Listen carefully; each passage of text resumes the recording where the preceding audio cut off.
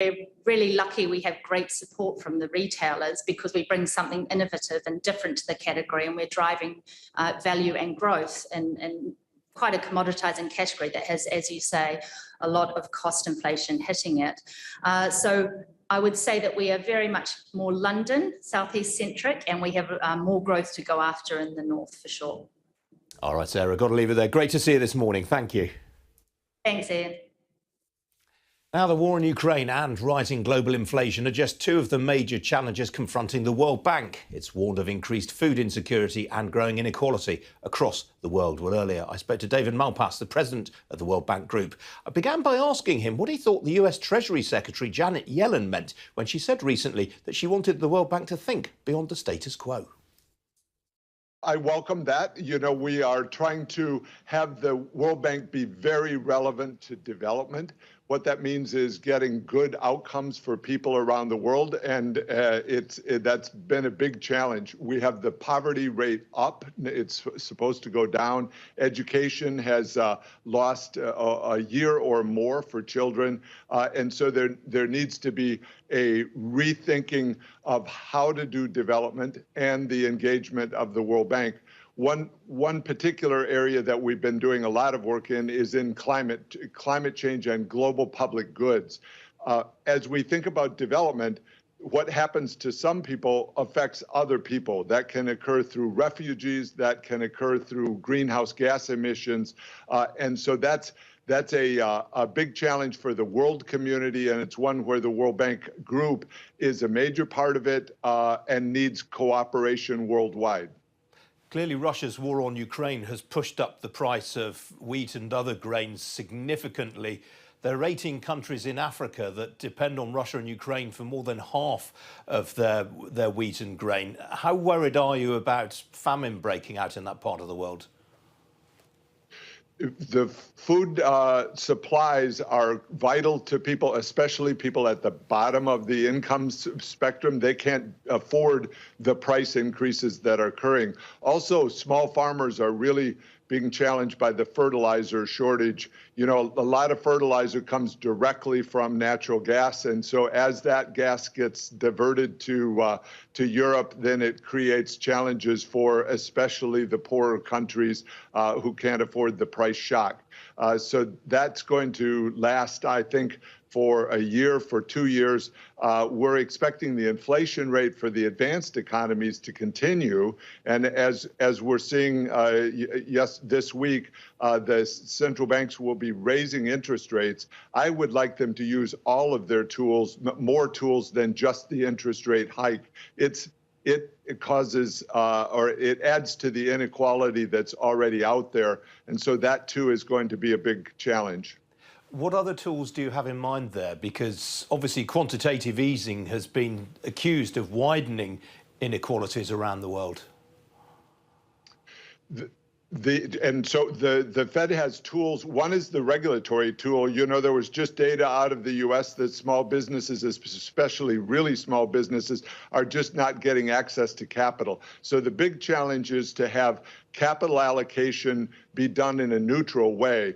So the Fed has two major tools. One is its choice of duration on its asset side. It's got a very long duration now, and that supports a certain segment of the economy, but it's already overcapitalized. So reducing the duration more quickly than what is planned, I think, would be liberating to markets. It would help the supply chain and would help inflation. So those two are major tools that the Fed has that could directly begin to affect the amount of supply going on around the world from small businesses, from developing countries, and this would be a positive in the inequality. Now, the US dollar currently stands at a near 20-year high against a basket of international currencies. Traditionally, that has really been problematic for a lot of developing world economies. Do you think that's going to be a crisis again this time around?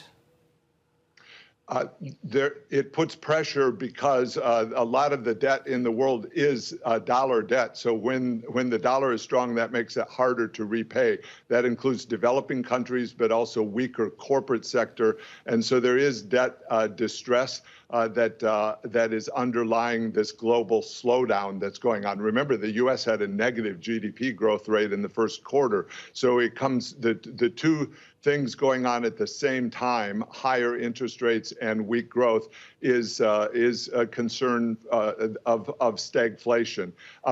However, I can say with the dollar strong, that's a good signal for the future inflation rate. And so I think the real challenge is how do you get enough increase in supply around the world in fertilizer, in food, in energy supplies in order to bring down the inflation rate.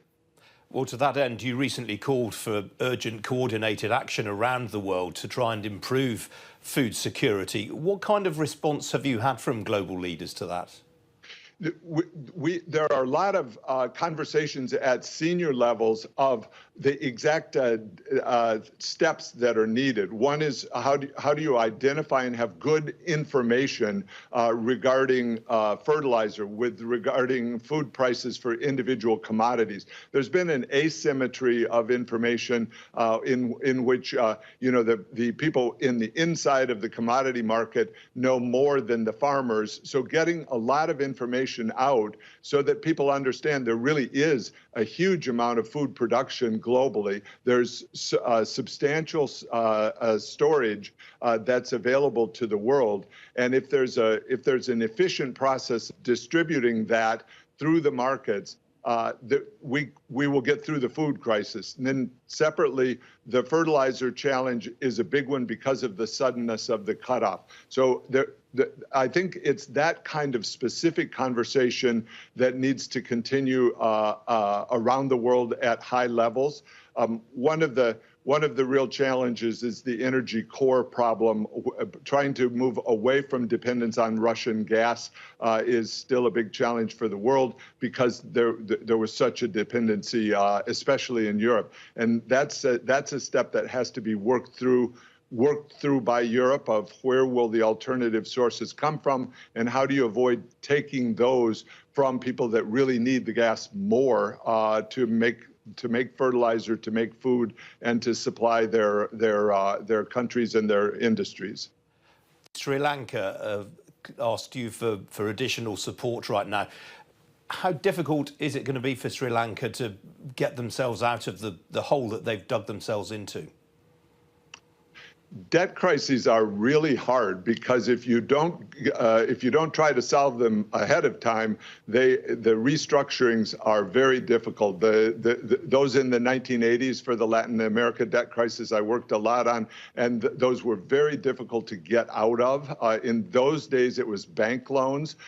Nowadays, for Sri Lanka, they face a huge debt from China, and so finding a way to restructure that debt in a way that gives light at the end of the tunnel for the people of Sri Lanka. Their government's been borrowing money against advice and doing it in non-transparent ways. And so there needs to be a path, a plan for them to restructure that. I think it's going to be very difficult. We're trying to support on the margin, but the amounts of debt that they had taken on and used in ways that weren't very productive is massive. That's going to be the challenge.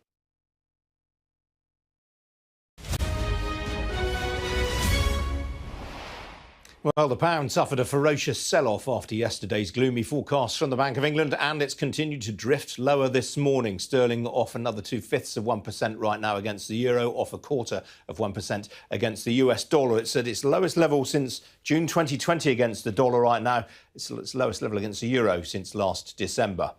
Well, on the equity markets, Wall Street suffered an absolute rout last night. The Nasdaq suffered its worst one-day fall since June 2020, and the sell-off was largely replicated across the Asia-Pacific region overnight. The Nikkei in Tokyo rose on its return from a three-day holiday, but elsewhere there were heavy falls in Hong Kong, Shanghai, Mumbai and in Sydney. Well, European stocks have all been in the doldrums this morning. Here's the current picture. All of the main indices down between 0.5% and 1.5% right now. Talking points in Europe this morning include ING FTSE. Shares of the biggest Dutch bank are off 1.75% right now in Amsterdam after its quarterly results are worse than expected, mainly due to Russia-related provisions.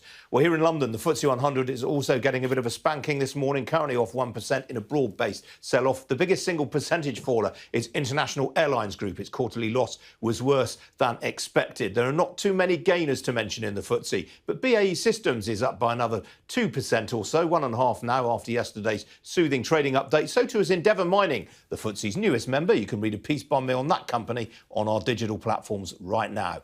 Outside the FTSE, similar picture, big falls everywhere. The biggest percentage faller is the pub operator Mitchells and Butlers, off nearly 3%. Concerns there, I suspect, over consumer spending. Among the gainers, Morgan Advanced Materials, used to be called Morgan Crucible, that company. They're up by 0.75% after a trading update yesterday.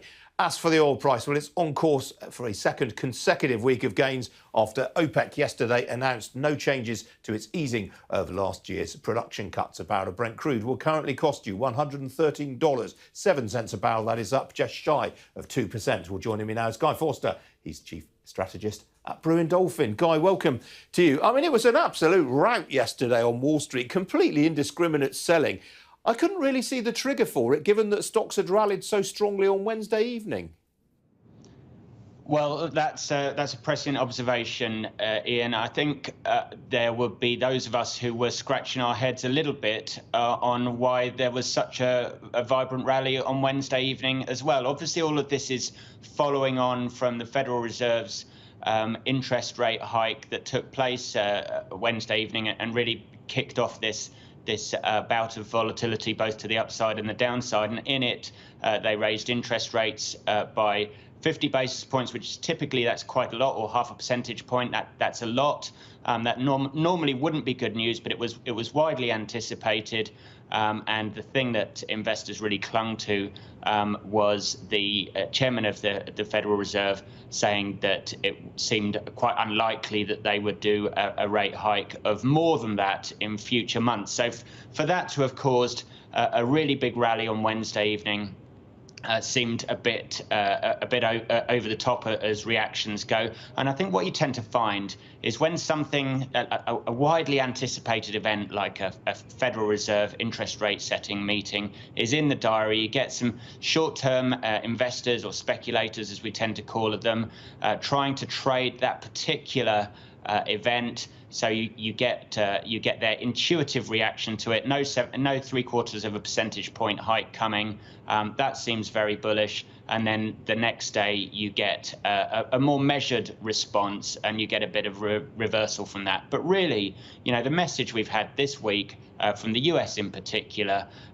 is that interest rates are going to keep going up whilst inflation remains a problem. And it will be, I think, much more important to see next week whether there is any evidence, as we've started to see, that the sort of underlying causes of inflation might just be starting to ebb. And if that's the case, that will be the thing that can really give the market a bit more enthusiasm and an opportunity to relax a bit.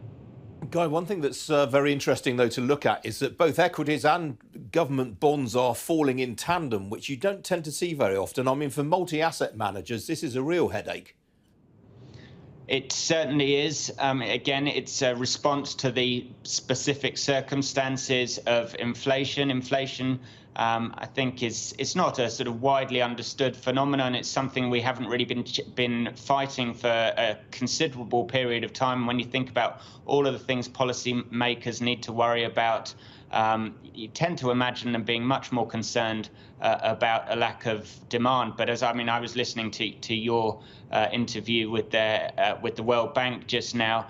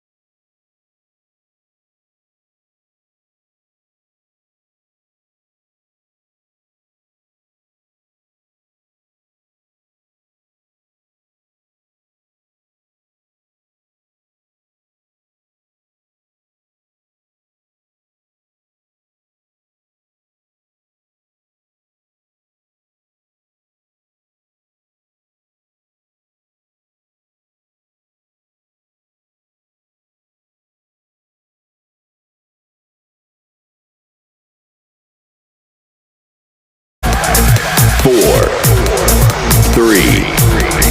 2, 1. Smile, though your heart is aching. Smile even though it's breaking. When there are clouds in the sky, you get by. If you smile through your fear and sorrow, smile and maybe tomorrow you find that life is still worthwhile if you just smile. Hey, this is Archie and you're listening to Starr Radio UK and the Morning Show.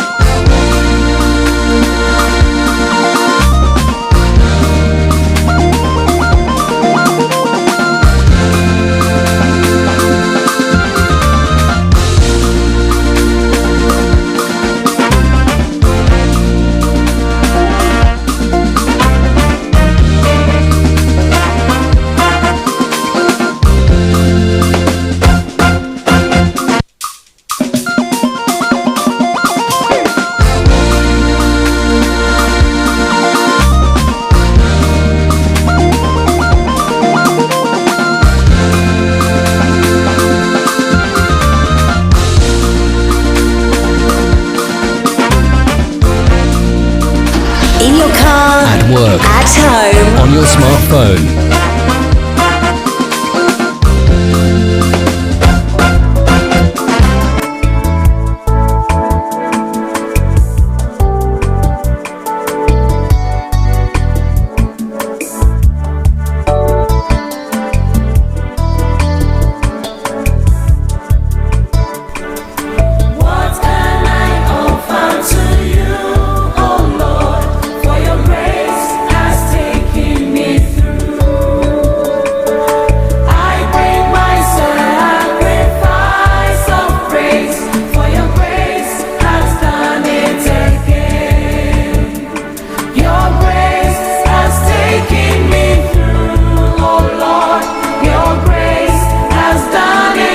Good morning, good afternoon, good evening, good dawn to you, wherever you might be on planet Earth.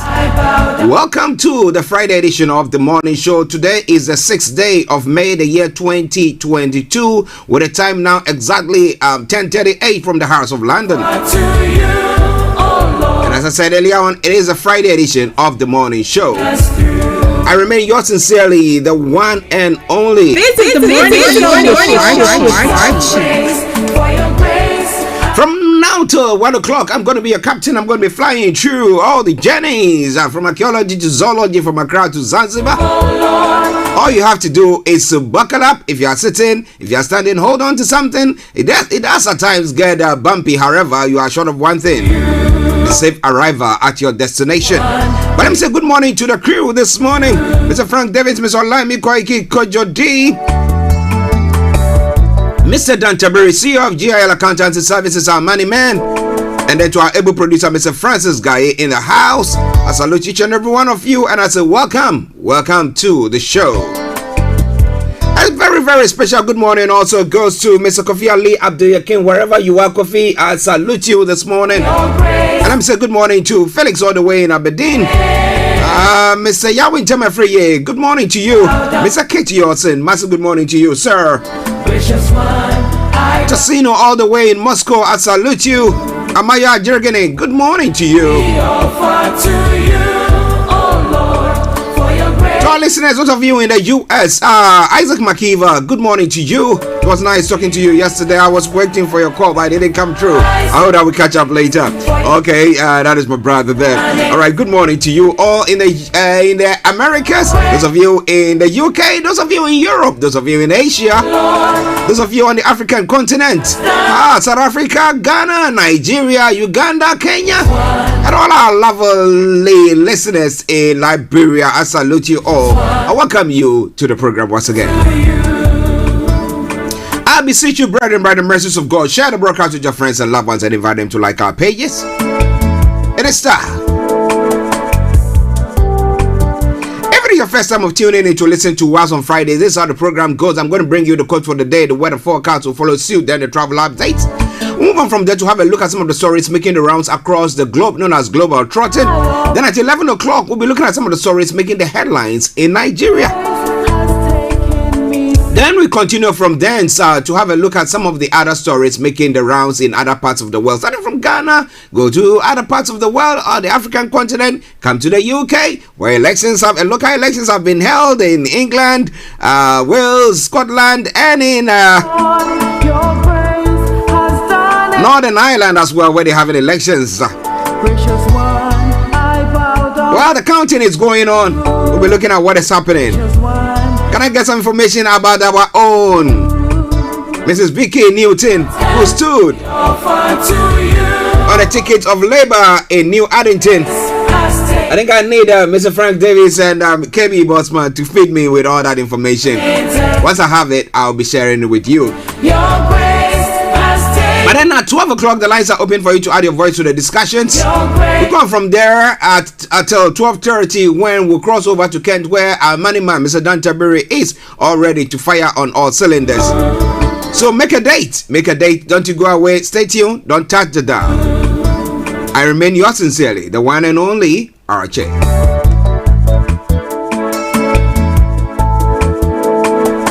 This is Radio UK. Let me say a special good morning to Alicia Hickson. I hope you are doing very, very well. And all the presenters on Starr Radio UK. Empress Regina, good morning to you. Hey, Lady C, it was nice talking to you yesterday as well. Pastor Emmanuel Chidi, I salute you, man of God. Reverend Michael Esiama and the team, good morning. Okay, it's now gone what? 10:43 from the House of London. Let's crack on. Let me say it once again, all protocol observed. Now, no path will lead to success if we do not lead our professional and personal lives with a strong commitment to integrity, respect, and humility. So it's important, if you want to get to a journey of success, you need strong commitment to integrity, respect, and humility. Do you agree with that? So coming away from Starr Radio UK. Alright then, now let's move on straight to the taking us through, oh Lord, your grace has done it again. The weather front, let me tell you what is happening on the weather front today. Bow down to you, gracious one. Okay, just bear with me.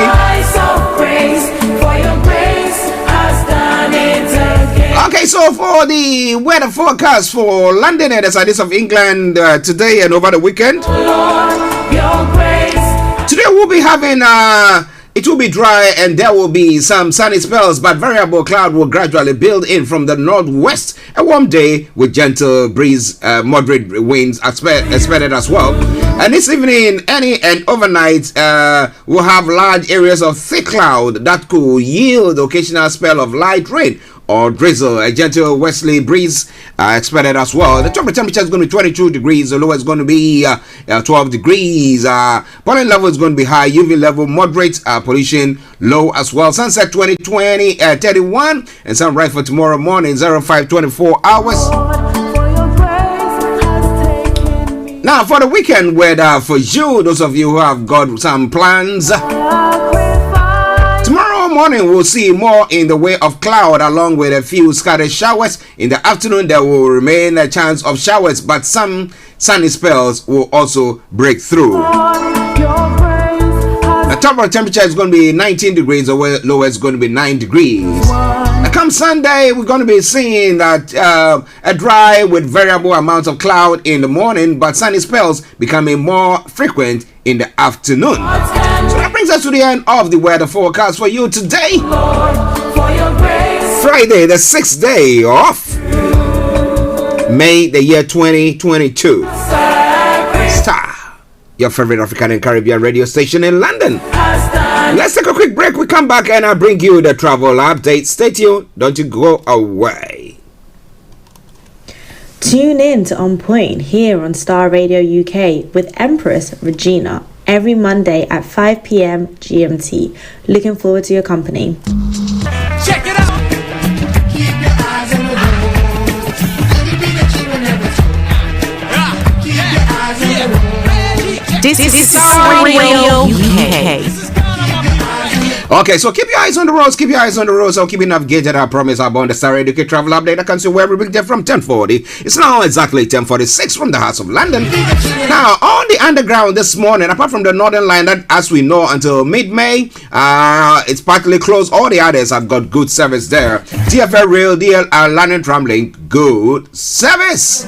London Overground has also got a good service there as well. Now, moving on straight to the major roads in London. If you are driving, now A1 is got closures, A3 closures, A4 closures, Central London red routes closures. That aside, all the others, no exceptional delays. But keep your eyes on the roads, keep your eyes on the roads, and keep you navigated. Now moving on straight to the river bars this morning. On the river bar, apart from the Woolwich Ferry that's got special service, all the others, good service. And moving on to the final segment of the travel update, that's the major, the National Rail. On the National Rail this morning, we got East Midland Railways, minor delays, First Trans-Pennine Express, special service, Great Anglia, minor delays, and Southern, special service there as well. So as I will say all the time, well, good morning, good afternoon, good evening, good dawn to you, wherever you might be on planet Earth. Enjoy your commute for today, but you know what? Continue to keep those eyes on the roads.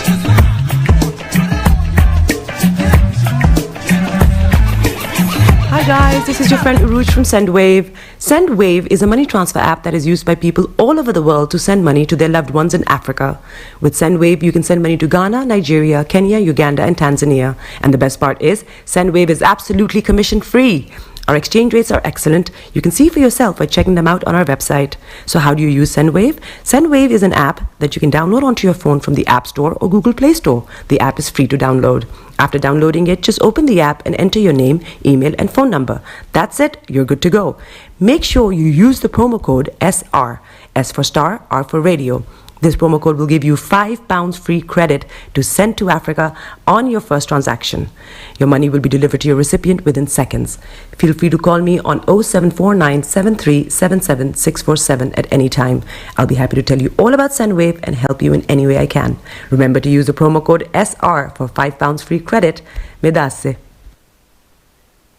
BB Clement, the author of How to Go From Employee to Entrepreneur and the host of your weekly business show, BB Means Business, the show where we discuss everything you ever wanted to know about business but you were afraid to ask. How do I start my business? How do I raise the finance? How do I grow my business? Where am I going to find my customers? Join me every Tuesday at 1:30 p.m. on Starr Radio UK to get all the information and tips that you need to become a successful entrepreneur and become financially free. Remember, don't let life dictate to you. Rather, put your signature on life.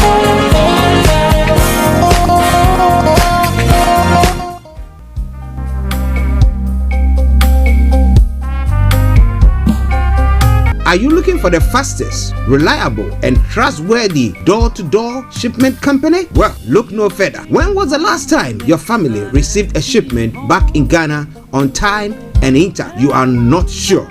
Well, Lamb Shippers, we pride ourselves with being the fastest, reliable, and trustworthy shippers you can use. You are assured of a prompt pickup anywhere in the UK by our personnel. They also make sure your items are well packaged to get to its destination in time. When it comes to door-to-door shipment, look no further. Well, Lamb Shippers, contact us on 07939009321 or 07498911820. Or you can visit our website www.welllamp.co.uk. You can also drop us a mail, info@welllamp@gmail.com.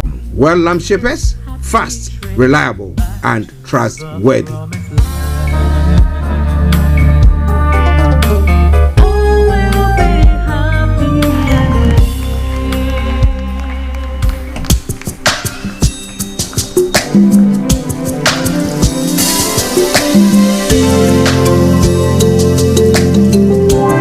Welcome back to the program. It is Starr Radio UK, your favorite African and Caribbean radio station in London. 9 minutes to the top of the hour. The time is now time for Global Trotting. Okay, let's crack on.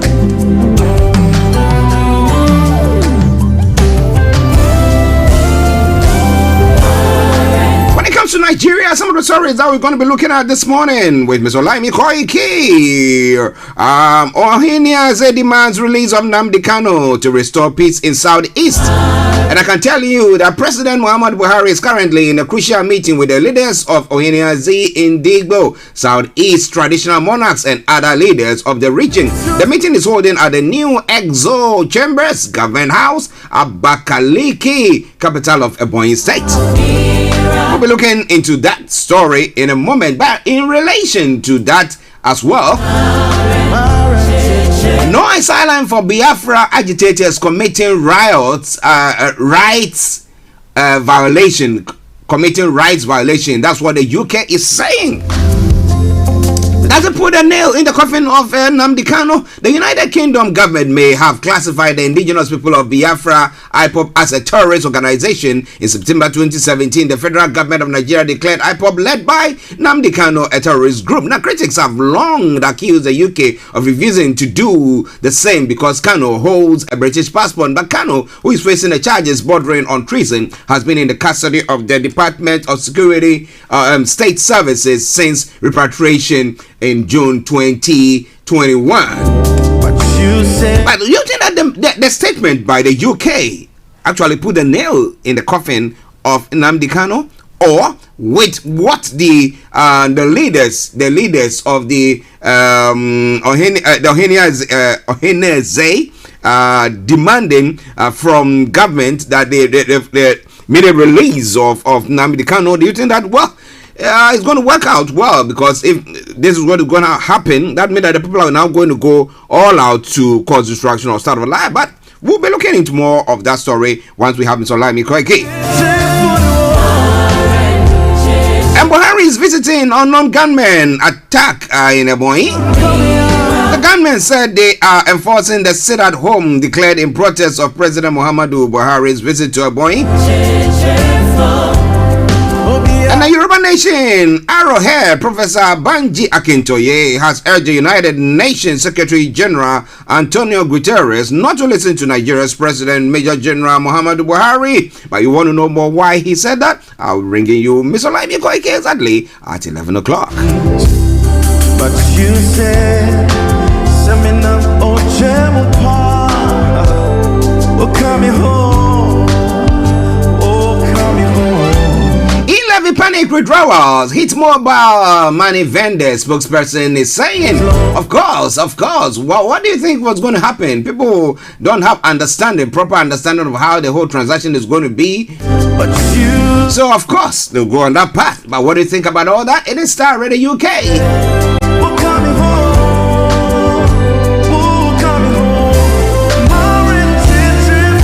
People hate transparency, Baumia says. The president says my religious faith integral part of the political calling, Kufuado says. So how has your religion or your faith impacted your role as a president positively? I want to know that.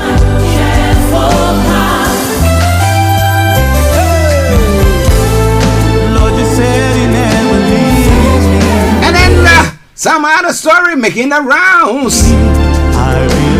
Somalia has set date for long-awaited presidential elections. And Togo's president agrees to mediate Mali crisis. Interesting. Because it's a French-speaking country, that's why they think that he will be the best person to mediate.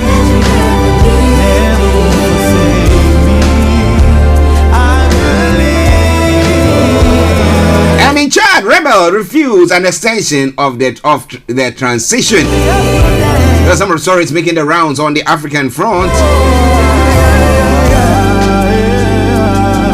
But as I said, it's all unraveling here in the UK. Key London wins for Labour, but slow progress elsewhere so far. They see its council held by Tories for decades, but victories are limited, with the Lib Dems performing well. One of ours, Vicky Newton, stood in a New Addington, and we're waiting for the results from that front as well. I'll be bringing it your way, I promise you.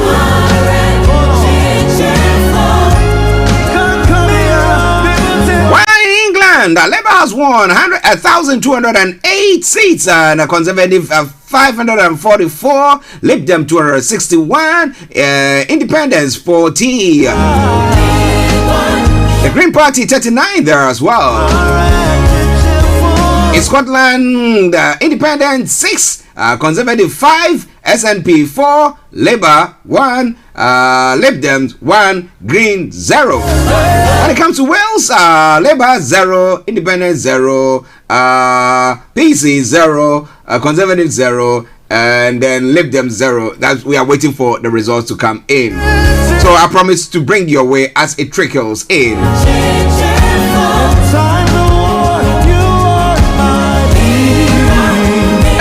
To geopolitics as well, the Ukrainian war.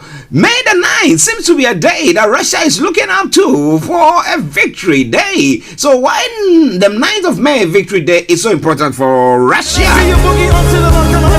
It has become an annual event, the military parade in Red Square in Moscow and cities across Russia on the 9th of May, marking victory over Nazi Germany in 1945. And the Vladimir Putin Victory Day has become a show of strength of troops.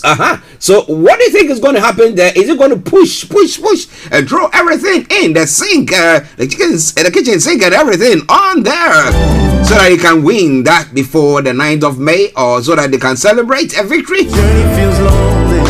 Well, we'll be bringing you more on that front in a moment. But this and a lot more going to be coming your way from Starr Radio UK.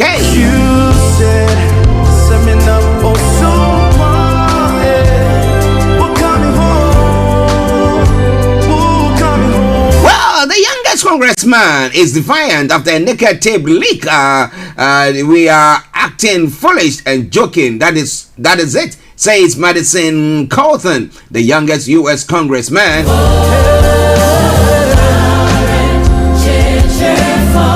And in the U.S., once again, the White House has named its first black press secretary. Karine Jean-Pierre will replace Jen Psaki in the top role at the end of next week.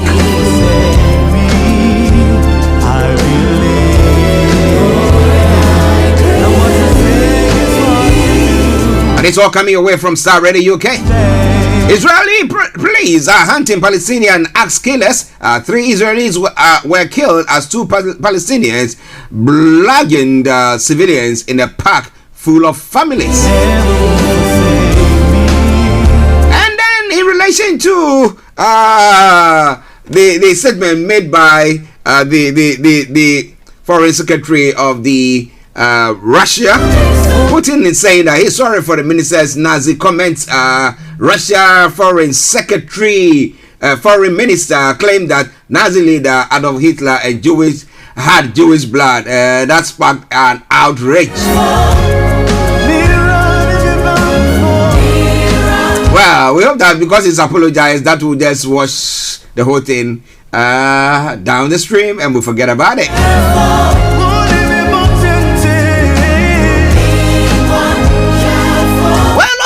Coming your way.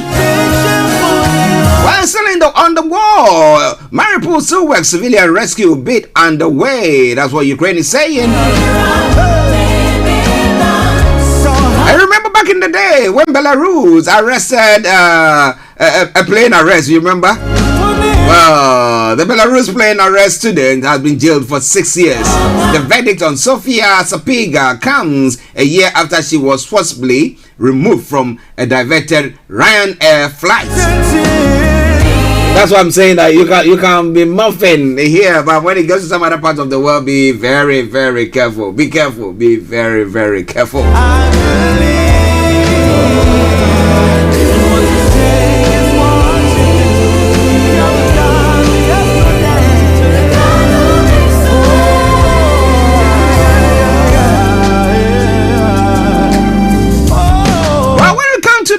Speaking of people who lost their lives when it comes to the COVID-19, well, India might not be actually be able to tell how many people who really died. World Organization figures suggest that India reported pandemic deaths are far higher than the government reported. Okay, so this and a lot more going to be coming your way a minute after 11 the time. Starr Radio UK, the station. We should be having Miss Olayomi joining us in a moment, but continue to enjoy the rest of this music. That is my promise, the promise by CC Beidou.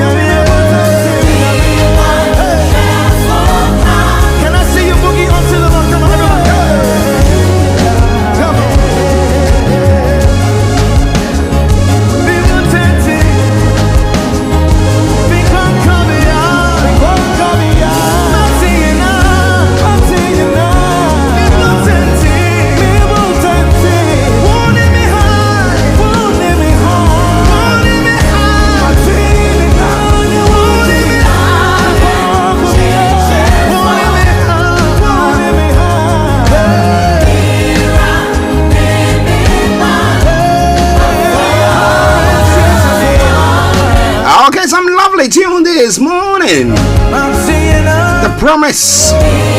He's my comforter. He can be your comforter as well. And let me take this opportunity to say good morning to HRH Linda Palian all the way in Cyprus. Linda, I hope you're doing good.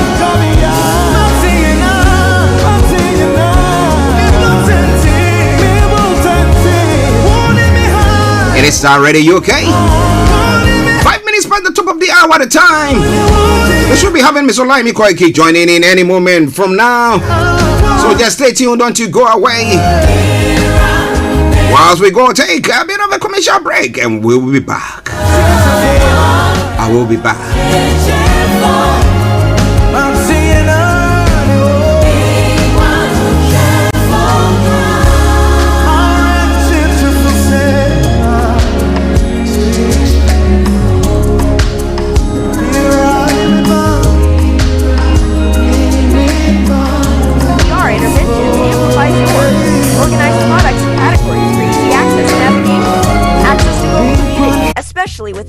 UK and Europe.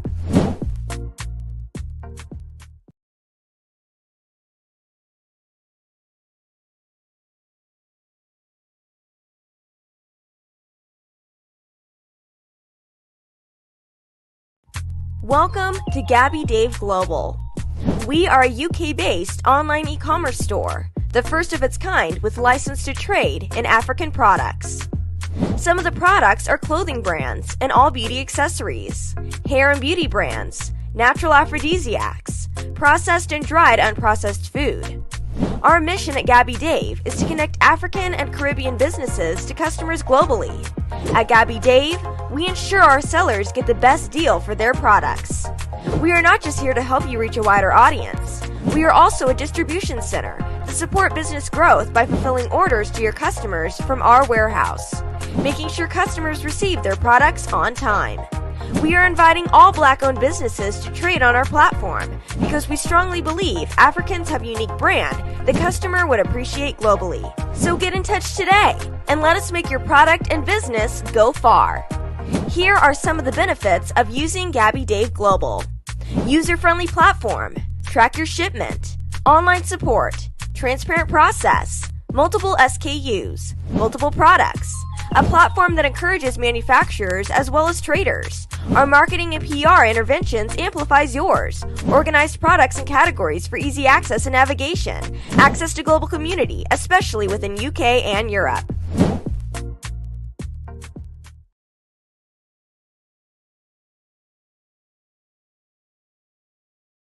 Over the world to send money to their loved ones in Africa. With SendWave, you can send money to Ghana, Nigeria, Kenya, Uganda, and Tanzania. And the best part is, SendWave is absolutely commission-free.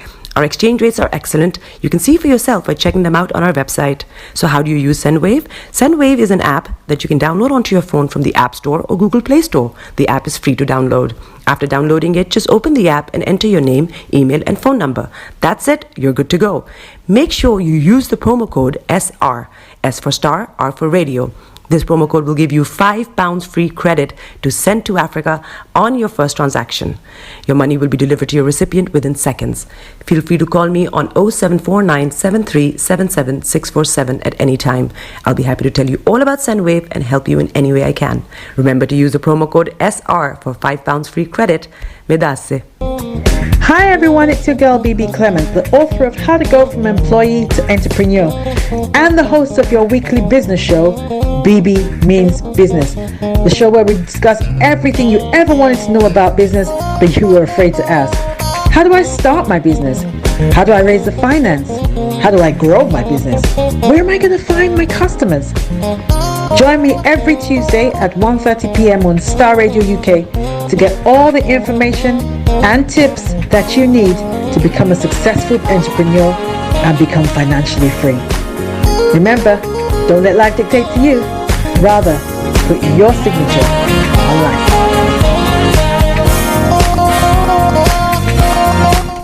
Welcome back to the program. It is Starr Radio UK. Whilst we wait for Mr. Olayomi Koiki to join in to bring you the updates from Nigeria, let's go to some of the stories that he has posted. And one that I did talk about earlier on, which we know that the president at the moment is having a meeting with the Ohaneze group. Okay, let me bring that one your way. So it is a story that came my way this morning. President Muhammad Buhari is currently in a crucial meeting with the leaders or the leadership of the Ohaneze Indigbo, Southeast traditional monarchs and other leaders of the region. The meeting is holding at the new Exco Chambers Government House in Abakaliki, capital of Ebonyi State. Now, President General of the Ohaneze, George Obiozo, is leading other leaders of the Ohaneze to the meeting. Now, Chief Host and Governor of Ebonyi State, David Omahi, who is also Chairman of the Southeast Governors Forum, is also at the meeting. Ohaneze is expected to table critical issues about the region to Mr. Buhari. Now, this includes the release of indigenous peoples of Biafra's leader, Nnamdi Kanu, from detention. Other issues expected to be discussed include the election of President election of a president of Southeast extraction in 2023 and the security situation in the region. Mr. Buhari is on a 2-day visit to Ebonyi State. Okay, so that's the story that is making the rounds this morning. So in Ebonyi State, we have information that is coming through saying that the president is visiting an unknown gunman. After attack in Ebonyi. The gunmen said they are enforcing the sit-at-home declared in the protest of President Muhammadu Buhari's visit. Now, you remember last Monday we had this unknown gunman shooting and killing four residents of that state, and they were saying that they were enforcing the sit-at-home strike. But the question that I was asking myself is, now I thought that they got into a point where everybody understands and thinks that, well, this is the way forward, and there's no need to enforce anything, because if you go out, you wouldn't have the what do we call it? You won't have transportation or something of the sort. However, it seems to be as if that people are now fed up with it and decided to go their own way. Whilst the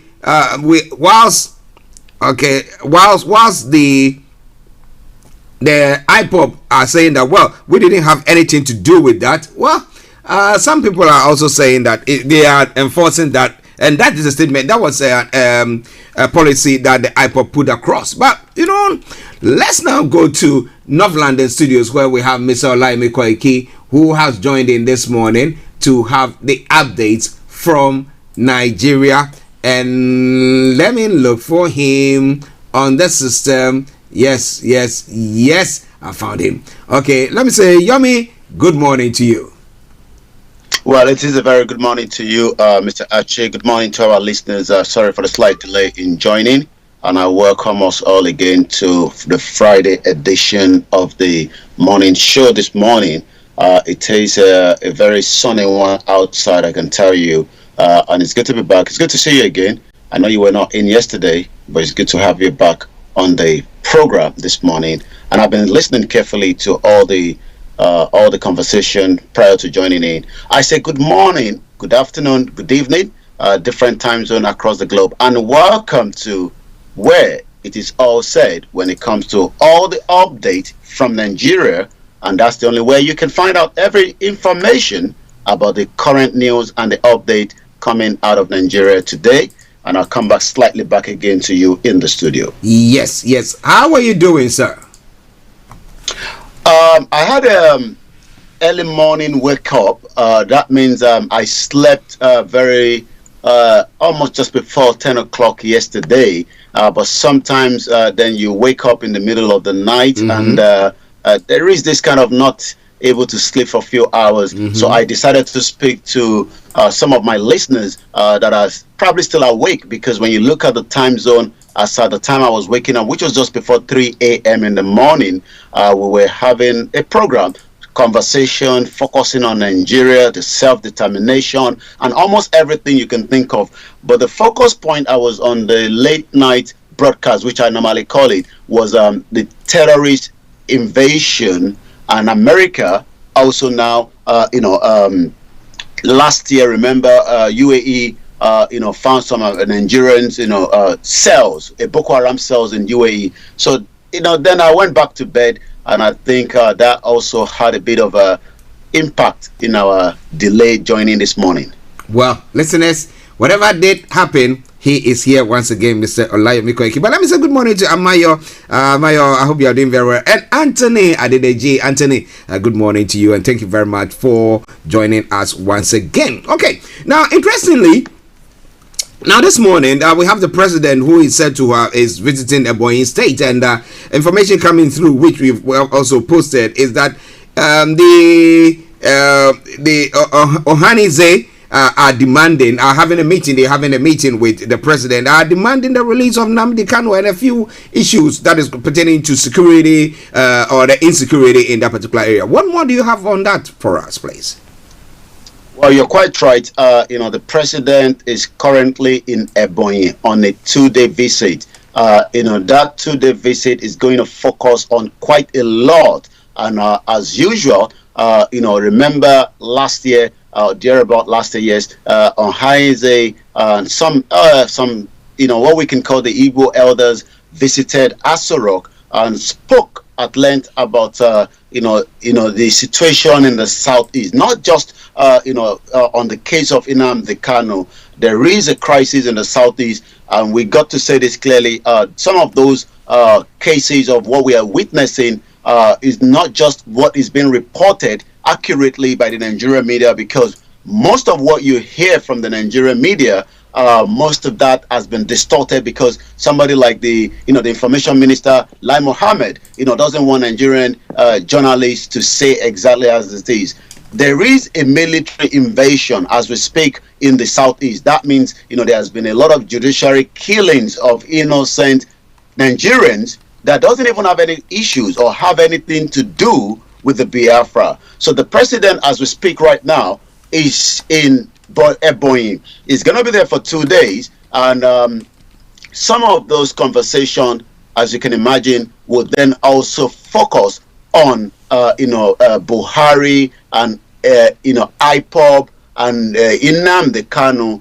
But the question again is, has the government done the needful when it comes to the case of Nnamdi Kanu, which has now become not just for the government alone? I've been reading some of what you read out there, and I can tell you the legal team of Nnamdi Kanu has said something different to that article, where people have now said the British is targeting IPOB as a terrorist organization. Mm-hmm. But I'm going to come back to that later. Some of the other reasons why Buhari will be visiting for that 2 day is to commission about 16 projects. There is a lot of security as we speak. As you can imagine, the president, Muhammadu Buhari, arrived yesterday in Ebonyi State to commission some infrastructure. The project up to 16 include a flyover and King David University of Medical Science.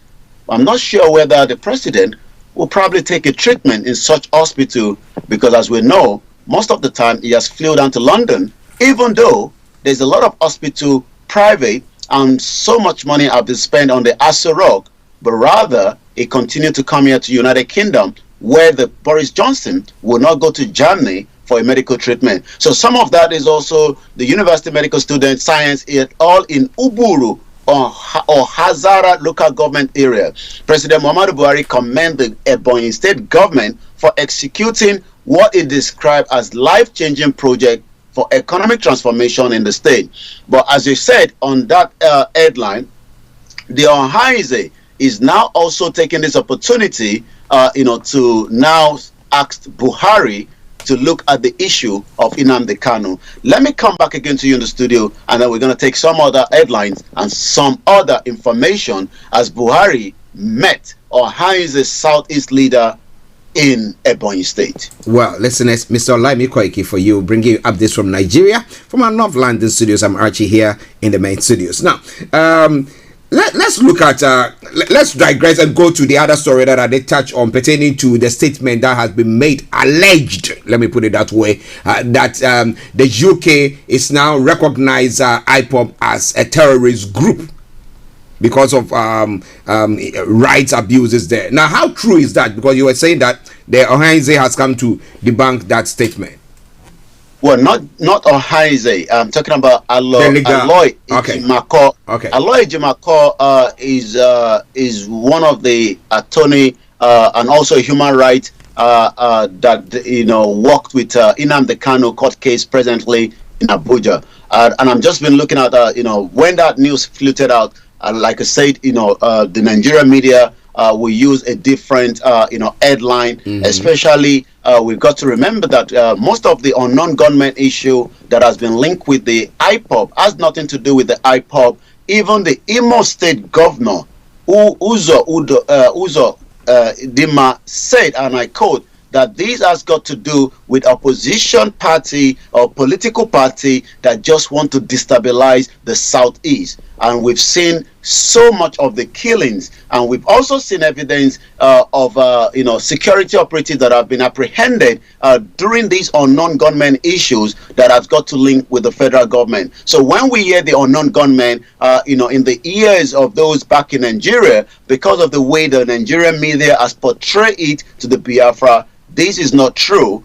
This has to do with the federal government itself, and also some agent of each of these political party trying to destabilize and link that with the Biafra because of the agitation for self-determination of the Biafra. So this morning, Aloy Ejimako said Britain did not declare #IPOB a terrorist group. Sorry to disappoint those that have concluded otherwise. Read that report again and be guided. He also says some 18 hours ago, I just concluded a visitation with Oyandu, #Mazinam Kano, in company of my colleague, Barrister Abila from Barrister Ejimofo's office. Mazinam Kano is Cherry, and he remains confident in the cases pending in Umaya, in Abuja, Kenya, UK, United Nations, African Union, and ICC. These are the places that they are fighting cases on the Nigerian government for the rendition and the kidnap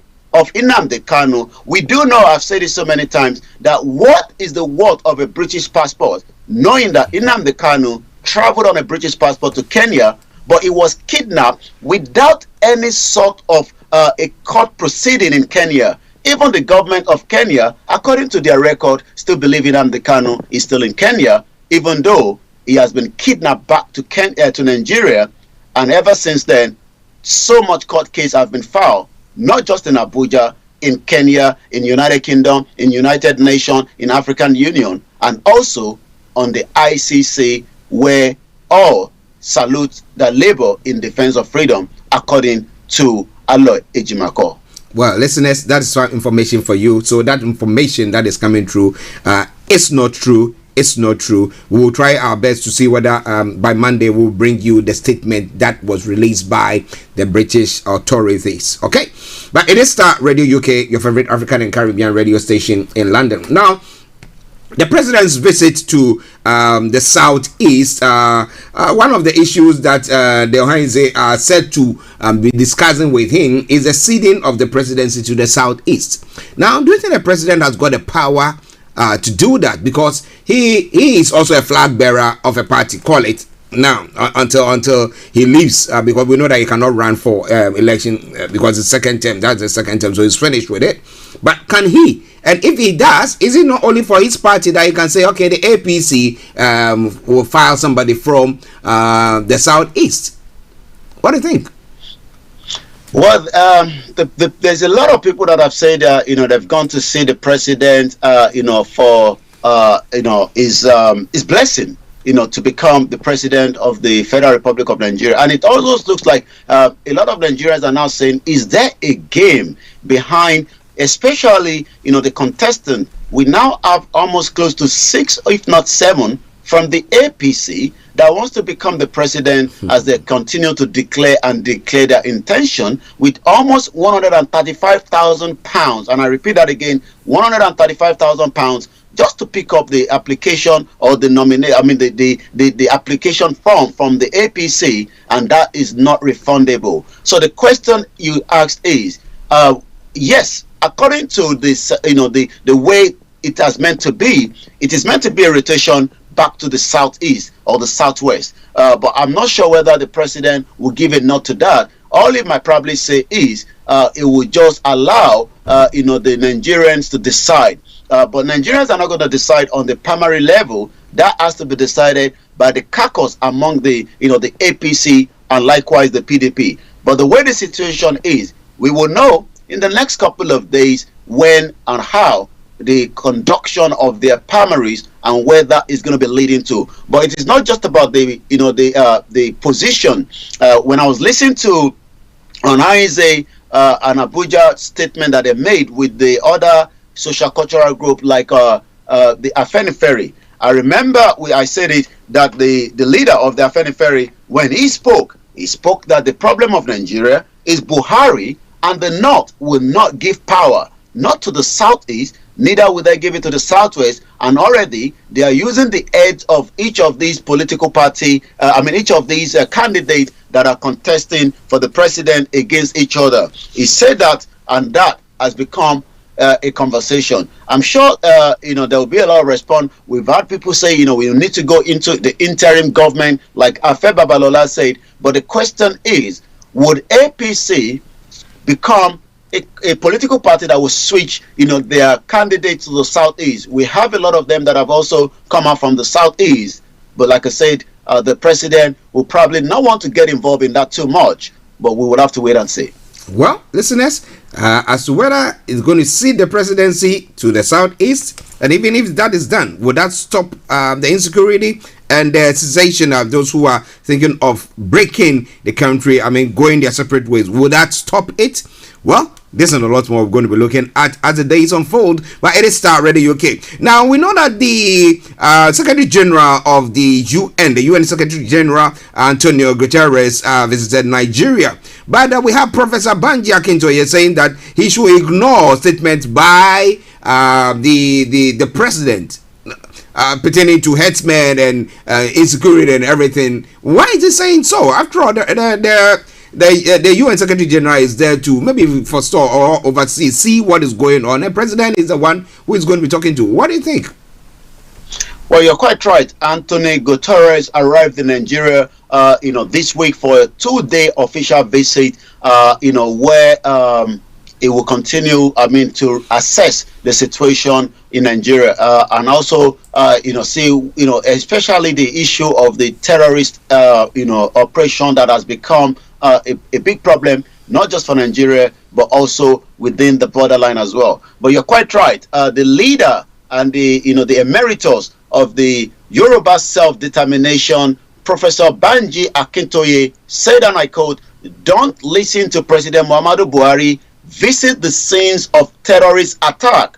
Akintoye tells United Nations Secretary General during his visit to Nigeria. The Yoruba Nation arrowhead, Professor Banji Akintoye, has urged United Nations Secretary General Antonio Guterres not to listen to Nigerian President Major General Muhammadu Buhari, but to visit scenes of herdsmen and terrorist attack across the country if he can do so. Akintoye also informed Guterres, who arrived in Nigeria on Tuesday for a 2-day official visit, that the country is a failed state. This was a statement that was signed on Wednesday and made available according to communication manager Maxwell Adeleye. Akintoye said, Buhari has mismanaged Nigerian diversity and ethnicity by running a government of Fulani by Fulani and for Fulani. The statement was titled, "Your visit to Nigeria, a charade. If you don't visit the theaters of criminality of the Fulani terrorists in the South Middle Belt," Akintoye tells United Nations General Secretary Antonio Guterres. Your Excellency cannot get the true picture of how close to the prefix of Nigeria is unless you visit the theaters of criminality of this government.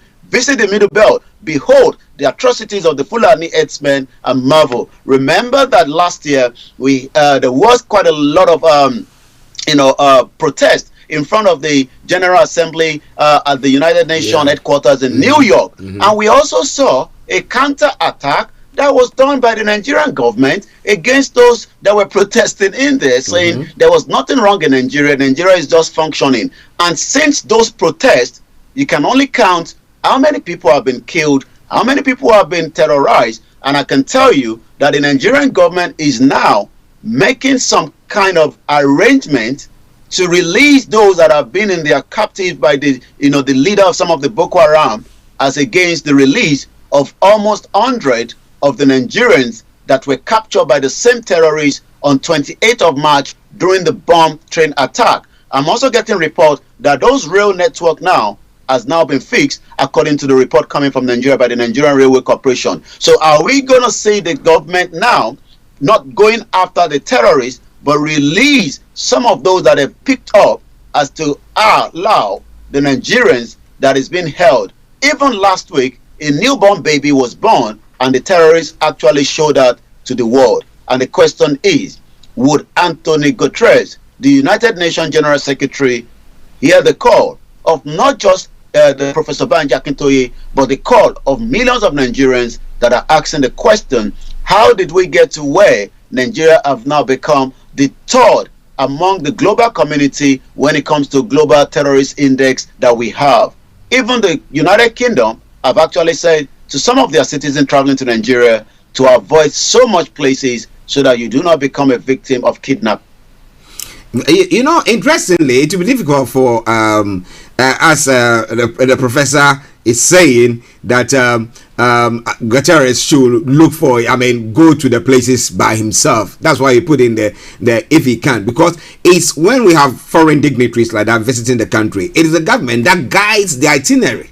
So they will take them to where, even they will not let them drive through and places where the roads are bad in Lagos. It was actually in Borno State. We saw his image in Borno State at the IDP camp. I saw a picture of him and also with the governor of Borno State. But like you said, we will, according to the professor, they will have loved to. I'm sure the United Nations have, a representative in Nigeria, and if Guterres might not be able to visit all the places in 2 days, but I'm sure he could get the report. Also, there's a lot of report that has been filed as also by the, Yoruba Self-Determination Ilana Modua. They've also filed, a criminal case against Buhari, the government, the Attorney General of the Federation, at the International Criminal Court against the invasion of the terrorist that is operating inside the Southwest, and likewise as the invasion of a terrorist assassination attempt on the life of Chief Sunday Adeyemo, popularly known as Sunday Igboho. Yesterday was one of the birthday to one of his friend, a businessman, Alhaji Adesadogan, that was killed when that invasion took place on the 1st of July 2021, and we continue to remember him, even though the government still refused to release the bodies of the two and the cat that was taken away. Well, listeners, interesting times in Nigeria. We always have some interesting stories to bring your way. But now, let's move on to some other stories. Over to you, Yomi. Once again, if you've just joined us, this is Starr Radio UK. It is your finest African and Caribbean radio station in London. I'm going to quickly go to some of those headlines as we have 8. 2023 consensus plan on settles APC. Protesters warn against imposition. Also, University research suspends strike. Federal government meets NASU.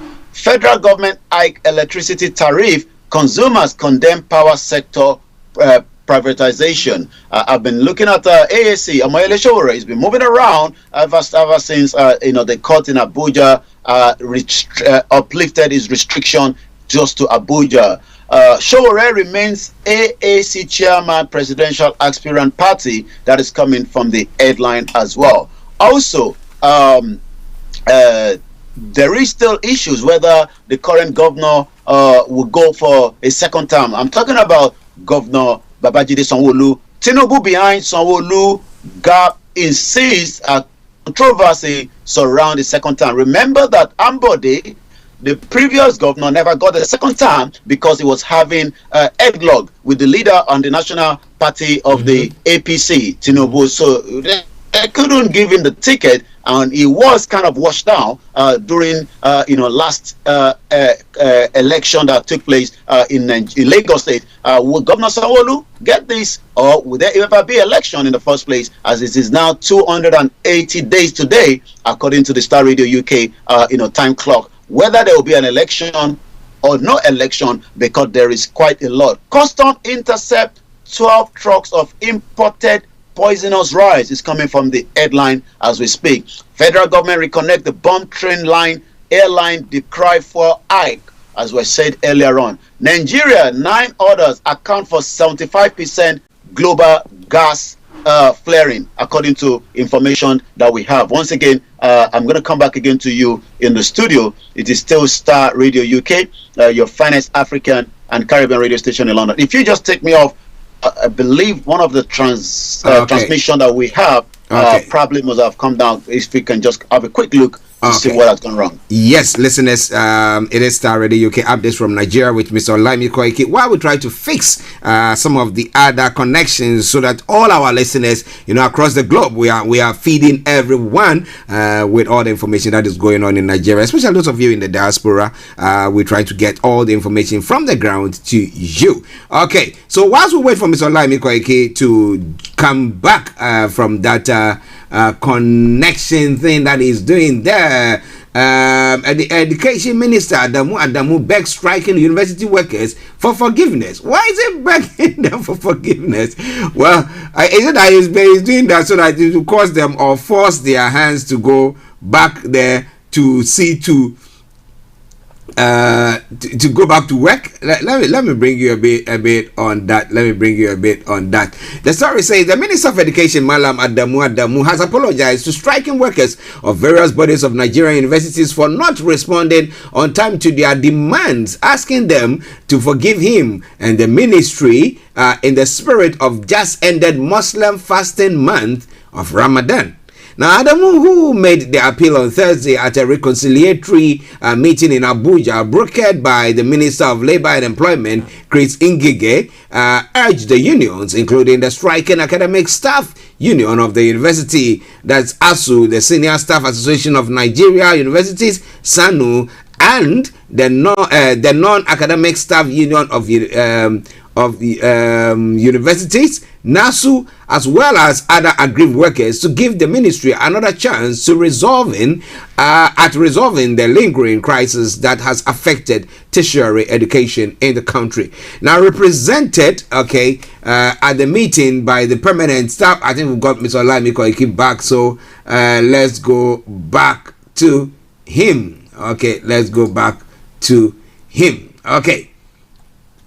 Well, Yomi, I don't know whether, because you were on the move, so I'm not sure whether you heard that story that I was talking about a moment ago. That was pertaining to Adamu apologizing and begging the ASU and the university workers, the various bodies who work for universities that have been on strike for ages, and because of that, the students are at home. Do you have any information pertaining to that? It's almost coming up to 84 days, if thereabout, that the Academic Staff Union of Research Institution has suspended its strike, which commenced last October over unresolved issues with the federal government. The union disclosed this in a letter to the Minister of Labour and Employment, Chris Ngige, signed by Secretary General Theophilus Undu Baku. According to the letter, the suspension of the strike takes immediate effect. The Academic Staff Union of Research Institution hereby write to inform you of our decision to suspend with immediate effect our ongoing strike, the letter read. The letter further stated that the union reviewed the effort of the Federal Ministry of the Labour, Employment and other federal government agency to resolve the dispute. It's been a long one, but for how long would there be this kind of situation where we have strike because there is disagreement or a kind of a not what exactly is recommended by both the Academic Staff Union, and this is having a big impact on the millions of Nigerian students that will probably be excited now that their university will be coming back on very soon again. Okay, that's some good news there. Well, if we can see a middle ground and then get things ticking along nicely and getting people to do whatever, be able to study and let things go around nicely, why not? We all support that. Okay, it is Starr Radio UK, North London Studios. Mr. Olayomi in the South Studios here. I'm Archie. Now let's go back to Yomi for some other stories and what's going on the social media platform as well. Over to you, sir. Yeah, we're going to go straight to the social media this morning, and quite a lot, focus on Nigeria in this particular one. Emefiele, the current, CBN, the president of the, CBN, the Central Bank of Nigeria, the governor rather of the Central Bank of Nigeria, is trending on number 3. RHO Lagos is trending, and hashtag Blood Sister is trending. So I'm going to look at RHO Lagos and what is that all about, this morning. Quite a conversation there. I won't stop appreciating this woman, right? Miriam is a phenomenal woman. Her personality is exceptional. So it looks like there is maybe someone that is the reason why that is kind of a trending. So let's go to Emefiele because that might be of interest. And the reason for that is he is the governor.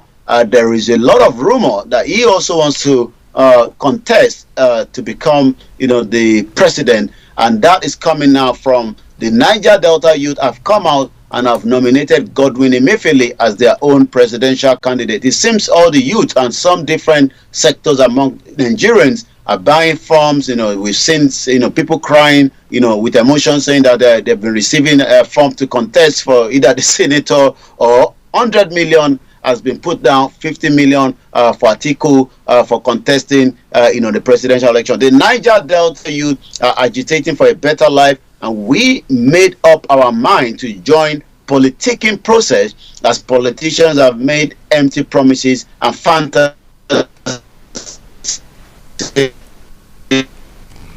Okay, listeners, just bear with us. I think we have some connectivity issue. Okay, let's see. You hear me? Okay, we're having some connectivity issue with Mr. Olayomi Koiki. Okay, now I think he's back. Yes, you hear me? Go on. Okay, so and that is about us. I'm just going to quickly wrap up, and then I come back straight to you in the studio. So why don't we go into more of what is trending? Analysis: Nigeria and Angola responsible for almost half of OPEC oil supply gap, and that's because quite a lot of threat to the oil, the crude oil in part of the Nigeria. According to the mouthpiece at real_Amakaka, I was meant to understand that the UN chief Anthony Guterres asked the Nigerian Fulani regime to reinstate Boko Haram into the society. Can Anthony Guterres also urge US and other Western governments to reinstate Al Qaeda, ISIS, and others into their respective society? Africa, think that is coming from that, Ando there. Again, a picture I can see here with quite a lot of, death and refuse. Welcome to Nigeria, according to Akpejopo Omo Yoruba. Welcome to Nigeria, a country that came to being based on British experiment. With this picture where there's so much debt all packed in one location because there's no drainage, and it looks like everybody believed by throwing the debt in there. According to Mayegun Diary Political, UK government did not tag IPOB a terrorist organization. Their report condemned the criminals who are parading themselves as freedom fighters. Nigeria wants America and UK to designate IPOB as a terror group. They are spending fortune on this. Reason insecurity escalate in the southeast. I'm going to now come back again to you in the studio as we say a very good morning from this part of the globe, and we will continue with more news and other headline later on. But for now, I say good morning. I come back now straight to you in the studio. Yes, listeners, that has been Mr. Olayomi Koiki bringing you updates from Nigeria. Continue to follow us and on his timeline as well, where from time to time he brings you some stories that is making the rounds there, and you will enjoy all the programs that we bring your way. Yomi, let me say thank you very much, and have a lovely weekend. But before you go, well, the only way you can catch up with the news, the headline, and almost everything happening this weekend in your own home or in your office is to make sure you download the Star Radio UK apps and follow us on all our social media handles. For those that are probably thinking of sending money on this weekend to your loved ones, remember to use Send Waves, and if you're using it for the first time, you can also apply the Star Radio code, which is S for Star, R for Radio. I will be back again on Monday with more headline and news. But to follow what is happening over the weekend, do follow us as well on all those other platforms that you all been following us. And my name is Olayomi Koiki. I'll be back again same time, but don't go anywhere, because Archie will be taking you through the rest of the segment with all the other presenters that will be joining in the deal calls as well. Bye for now. Bye. Well, listeners, that has been Mr. Olayomi Koiki bringing you updates from Nigeria. It is now gone, 11:44? That is some 16 minutes to 12. Exactly at 12 o'clock, I'll be opening the lines for you to add your voice to the discussions. And then we'll move on from there to have a look at some of the stories making the rounds across the globe still. And then, exactly at 12:30, we'll be taking you to Kent, where our money man is Mr. Tabiri, CEO of GIL Accountancy Services. He'll be telling you how in these difficult and challenging times you can make some money for yourself. Okay, all right then. So now let's quickly take some music, and then we'll come back to you. And this is from Raskimono, and he says under pressure. Is Nigeria not under pressure? Is Africa not under pressure? Then who is under pressure? I tell you, they are. Enjoy this, and I'll be with you in a jiffy.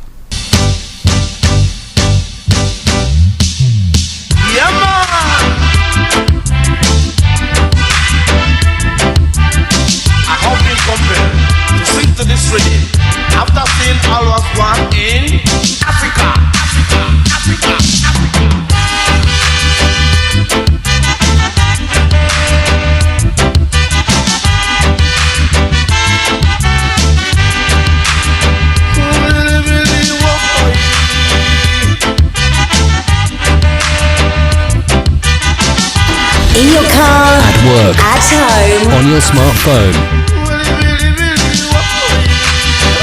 This is Starr Radio UK. This is Starr Radio UK. This is Starr Radio UK.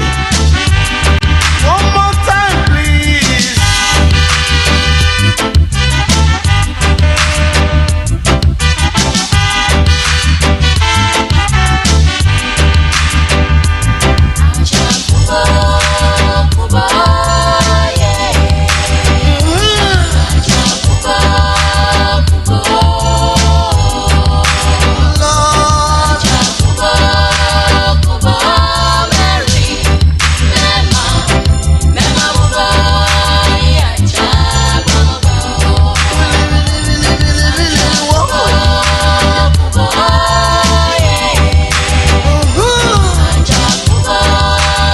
This is Starr Radio UK. Broadcasting worldwide online 24/7. In your car. At work. At home. On your smartphone.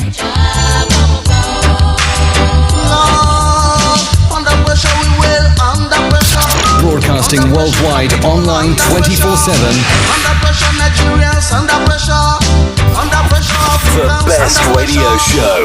No food, we belly. No money in our pocket.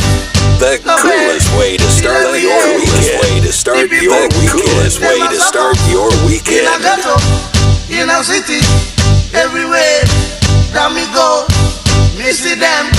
Some are cry, some are die, some are weeping, some are wailing. Everywhere that me go, under pressure we will, under pressure, everybody under pressure, black and white, under pressure, Europe. Well, that is Raskimono for you. Under pressure, pressure everywhere. Here in the UK, England, well, the governor of the Bank of England increased the interest rate to what? Up to now, it's now 1%. Now, so how is it impacting you, your business, your way of living, and etc. We'll be looking into all that in a moment. But now, just stay tuned. A quick commercial break, and we come back and we continue with the show. Hi everyone, it's your girl BB Clement, the author of How to Go From Employee to Entrepreneur, and the host of your weekly business show, BB Means Business. The show where we discuss everything you ever wanted to know about business, but you were afraid to ask. How do I start my business? How do I raise the finance? How do I grow my business? Where am I going to find my customers? Join me every Tuesday at 1:30 p.m. on Starr Radio UK to get all the information and tips that you need to become a successful entrepreneur and become financially free. Remember, don't let life dictate to you. Rather, put your signature on life.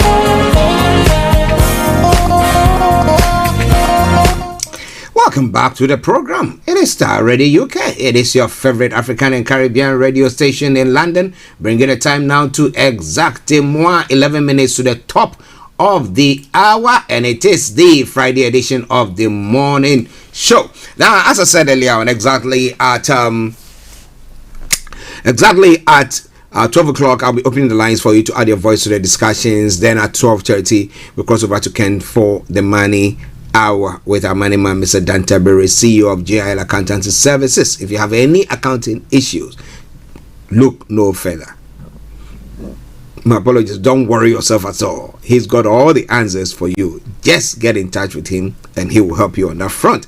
Okay, so now let's move on to some of the stories making the rounds in other parts of the world. Now, starting from Ghana as well.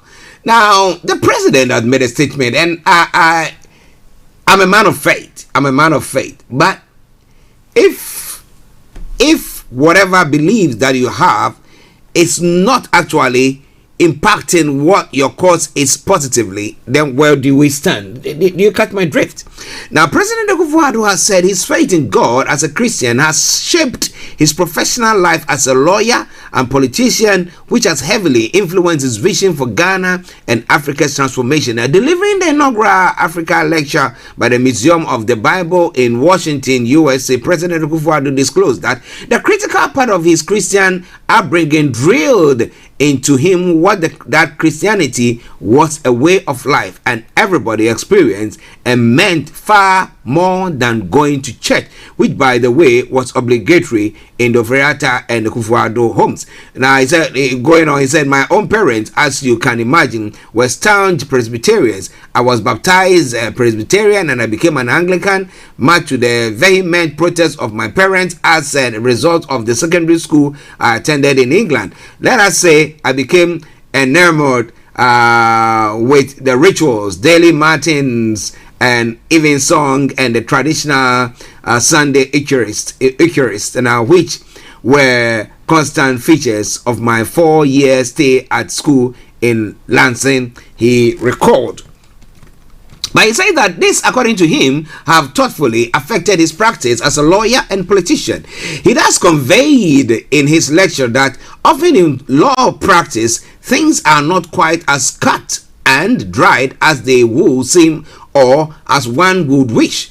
There will be times when no amount of experience or intellectual rigor will prepare you for the vicissitudes of the legal playground. On such occasions, it helps to be able to hark back to your faith and maybe the sound of your mother singing in that ancient hymn, who is on the Lord's side. It helps to be on the Lord's side when you are or when you purport to seek or arbitrate for justice among humans. Now, citing sections of Sir Walter Besant's legal novel, The Ivory Gate, in which the author paints a most optimistic view of a lawyer in refreshing contrast to the way lawyers are usually portrayed in other books, he agreed with Sir Besant's quote that the solicitor knows more than a Roman Catholic priest and carries greater responsibilities.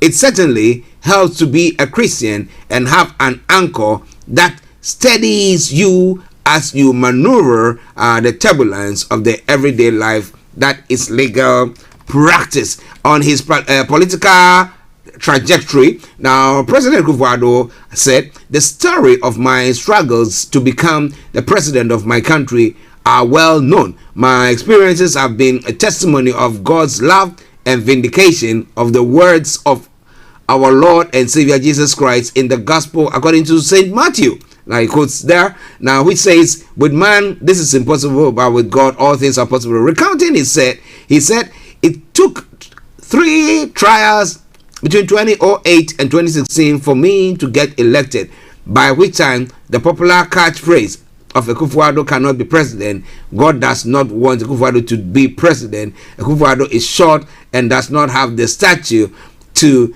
be president, has become so prevalent. You have to be firmly rooted in your faith to have had the courage to persist. Now it's interesting to hear all that, but how has his faith helped in shaping the course of the country now?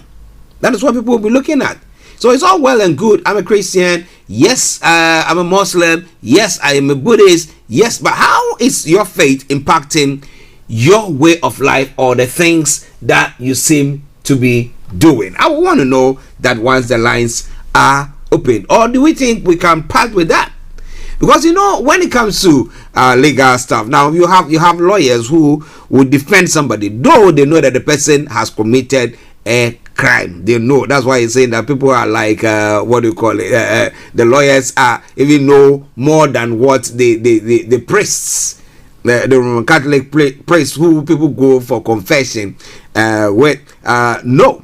But my question here once again is that, because you know that this person is lying, and that the Bible even says that don't bear false witness.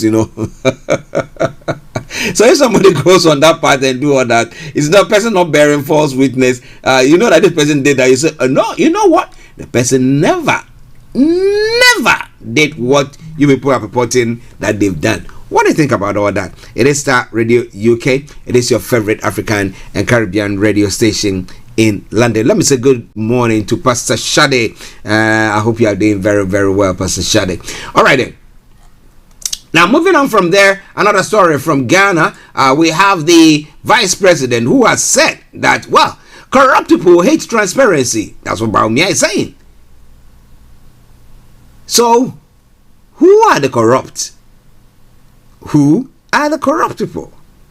Well, let me bring you a bit of details of what he said and a couple of stories. Nekufuado's government infusion of digitalization in the provision of government service as part of the fight against corruption is beginning to yield major results. Okay, we need to see that. Now, with even more interventions planned to fight it even harder, Vice President Muhammadu Bawumia stated. The Vice President, who was speaking at the 2022 edition of the annual conference of the Institute of Internal Auditors in Accra on Thursday, 5th of May, 2022, emphasized that government is very, very committed to the fight against corruption and will continue to infuse digitalization into the operation of state institutions to ensure more transparency. Building strong institutions means putting in place the right systems and the practice that ensures transparency and brings about efficiency. Now, let me pose my question here. So, we had an Auditor General, Domelevo, who audited and was coming out with lots of flaws that was going on when it comes to expenditure, government expenditure, blah, blah, blah, was just coming out with all that. Okay? Now, government decided to get him out of office using a cash as that he was overaged and they had to go on pension and blah blah blah, and therefore he was hunted out of office. Let me put it bluntly that way. Now we see all the corruption, we see the wastage in the system that is going on at the moment. However, the vice president is saying that, look, we are bent on fighting corruption. So what we are doing is introducing digitalization and digitalization and digitization. Okay? So whilst that is going on, now it is time for people to do their worst. So that after that, when you know that now we've got the cameras all over spying on you, then you can now just go, yeah, and then get on with your life. Is that what they're trying to tell us? If that is it, then that is very, very sad. That is very, very sad. But I don't know.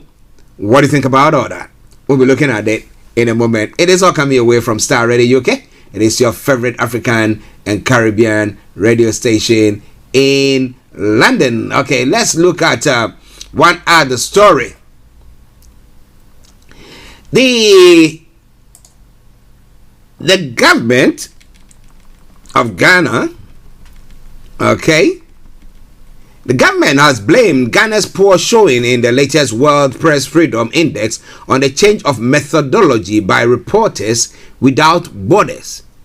Now, due to this development, 4 of the countries, Netherlands, Jamaica, Switzerland, and New Zealand, that ranked top 10 in 2021 significantly dropped in ranking, slumping out of the top 10 in the year under review.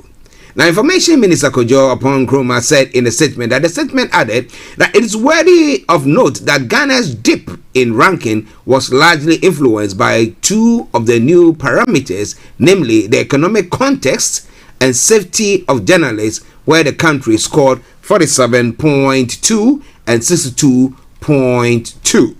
Now, government also said that the report throws light on a new concerning development in the media landscape. And what is that? It is also striking that the new report took into consideration the effect of opinion media, propaganda, disinformation, and fake news and their adverse impact on press freedom. Now, ranking for affected countries, this is a result of growing political and social tension leading to information distortion and the publication of false news, particularly across social media platforms. Now, Ghana has dropped 30 places from 2021 to rank 60th on the World Press Freedom Index 2022 with a score of 67.43. Ghana has also dropped significantly on the continental ranking for the safety of journalists. That's quite interesting.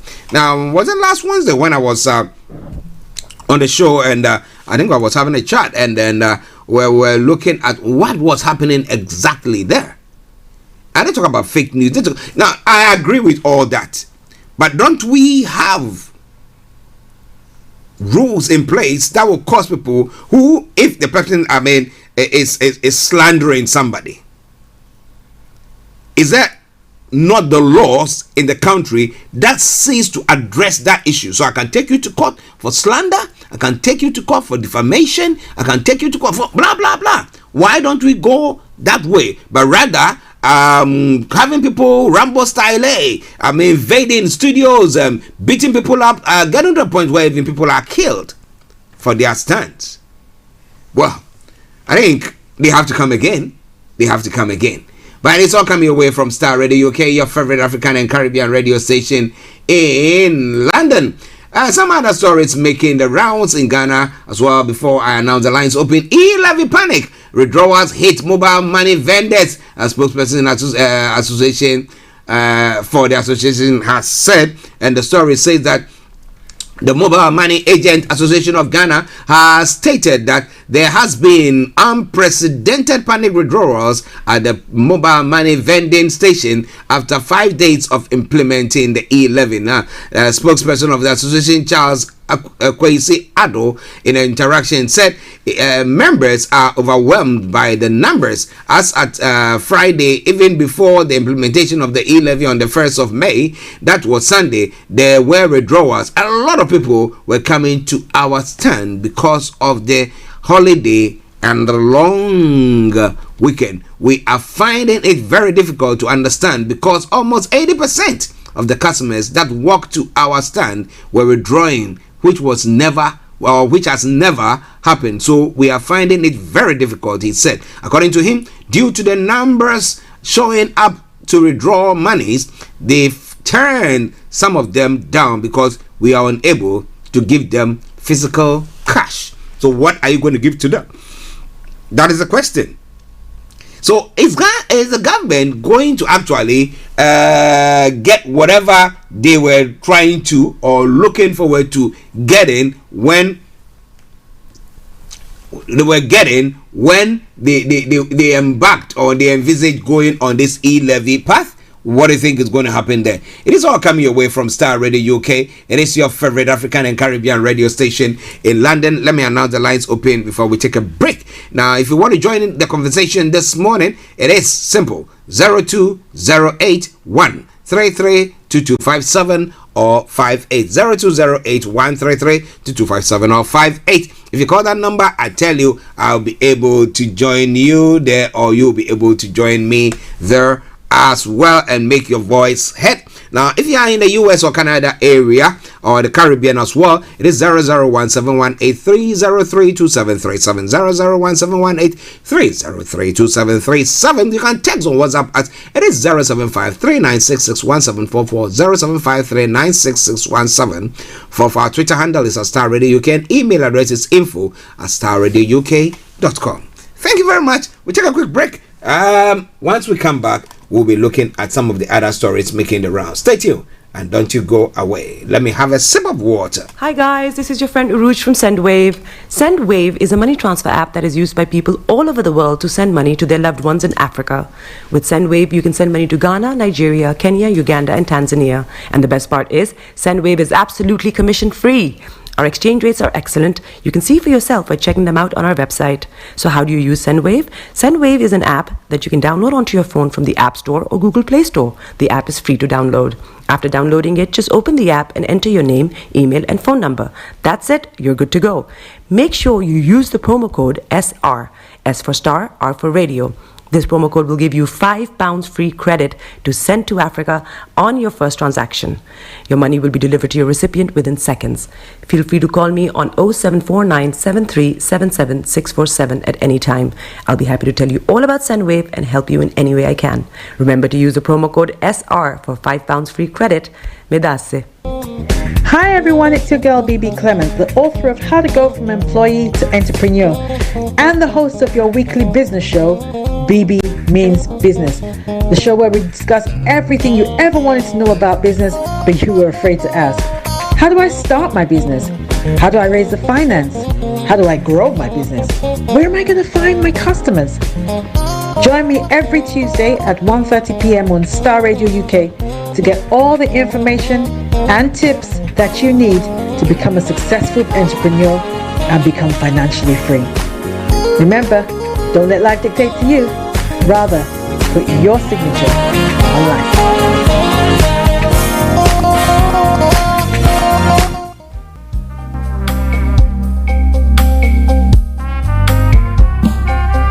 Are you looking for the fastest, reliable, and trustworthy door-to-door shipment company? Well, look no further. When was the last time your family received a shipment back in Ghana on time and in time? You are not sure? Well, Lamb Shippers, we pride ourselves with being the fastest, reliable, and trustworthy shippers you can use. You are assured of a prompt pickup anywhere in the UK by our personnel. They also make sure your items are well packaged to get to its destination in time. When it comes to door-to-door shipment, look no further. Well, Lamb Shippers, contact us on 07939009321 or 07498911820. Or you can visit our website www.welllamp.co.uk. You can also drop us a mail, info@welllamp@gmail.com. Well Lamp Shippers, fast, reliable, and trustworthy.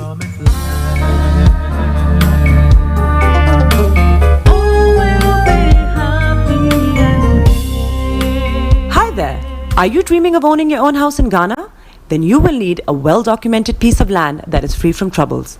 I highly recommend My Africa Property for any size of land that you will need. With My Africa Property, lands are available in Pram, Sopoli, Tohenia, Ogome, Dodova, Winneba, and many other locations at affordable prices. These locations are about an hour away from the airport, only 35 minutes from the motorway, 10 minutes drive from Central University College, 10 minutes drive to the beach, and close to Pram Senior High School and Ghana Men's Soccer Center of Excellence. For more details, visit our website www.myafricaproperty.com or call our UK office on 0208 123 2523.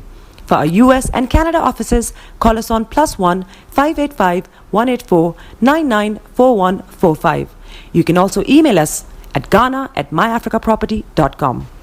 Tune in to On Point here on Starr Radio UK with Empress Regina every Monday at 5 p.m. GMT. Looking forward to your company. Check me out. He tells me my energy is making him tired. Yes! How do you get the energy to do I've been told that I have a lot of energy, but my goodness, I think today I have met my match, people. I have met my match, Miss Suzanne. Wow, amazing. One of the things that's the start of digging the hole of darkness. So what did that? Myself and the world will adjust. And 2019. Forget the proverbial boardroom. Join me, Simone Frazier, on The CEO, the program that gives you the driving seat over your life. Every Tuesday, 8 p.m. only on Starr Radio. Welcome back to the program. It is gone 9 minutes past the top of the hour. It is the Friday edition of the morning show.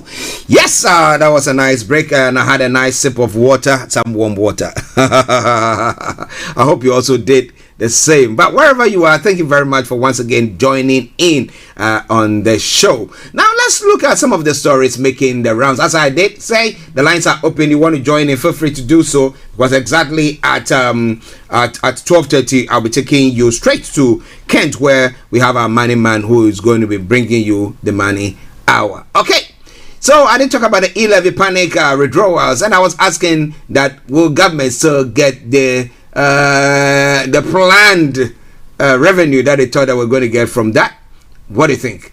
Let's now move on to some other states, other African countries, to look at some of the stories making us. Somalia has now set a date for the long-awaited presidential elections. The story says that Somalia's parliament have announced Thursday that the long-awaited presidential election will finally take place, and that 329 lawmakers from both houses, 54 from the Senate or upper house, and 275 from the lower house will elect the country's 10th president. The presidential election date will coincide with the historic day, as the country will also commemorate the 79th anniversary of the Somali Youth League, formed on May 15, 1943 by 13 young activists who spearheaded the struggle for a united and independent Somalia in the 1940s and the 1950s. The committee said the presidential candidates will address the parliament on May 11 and 12 on their policies ahead of the vote. The presidential election, which is 15 months behind schedule, comes after Somalia concluded the parliamentary elections in April. Mohammed Abdullahi Mohammed, known as Farmajo, whose term in office officially ended on February the 8th, 2021, has been under pressure after the election date passed without resolution of issues related to how the vote would have been conducted in Somalia, and that's what he said on that front. Now, moving on to one other story from the African front before we take some international stories as well.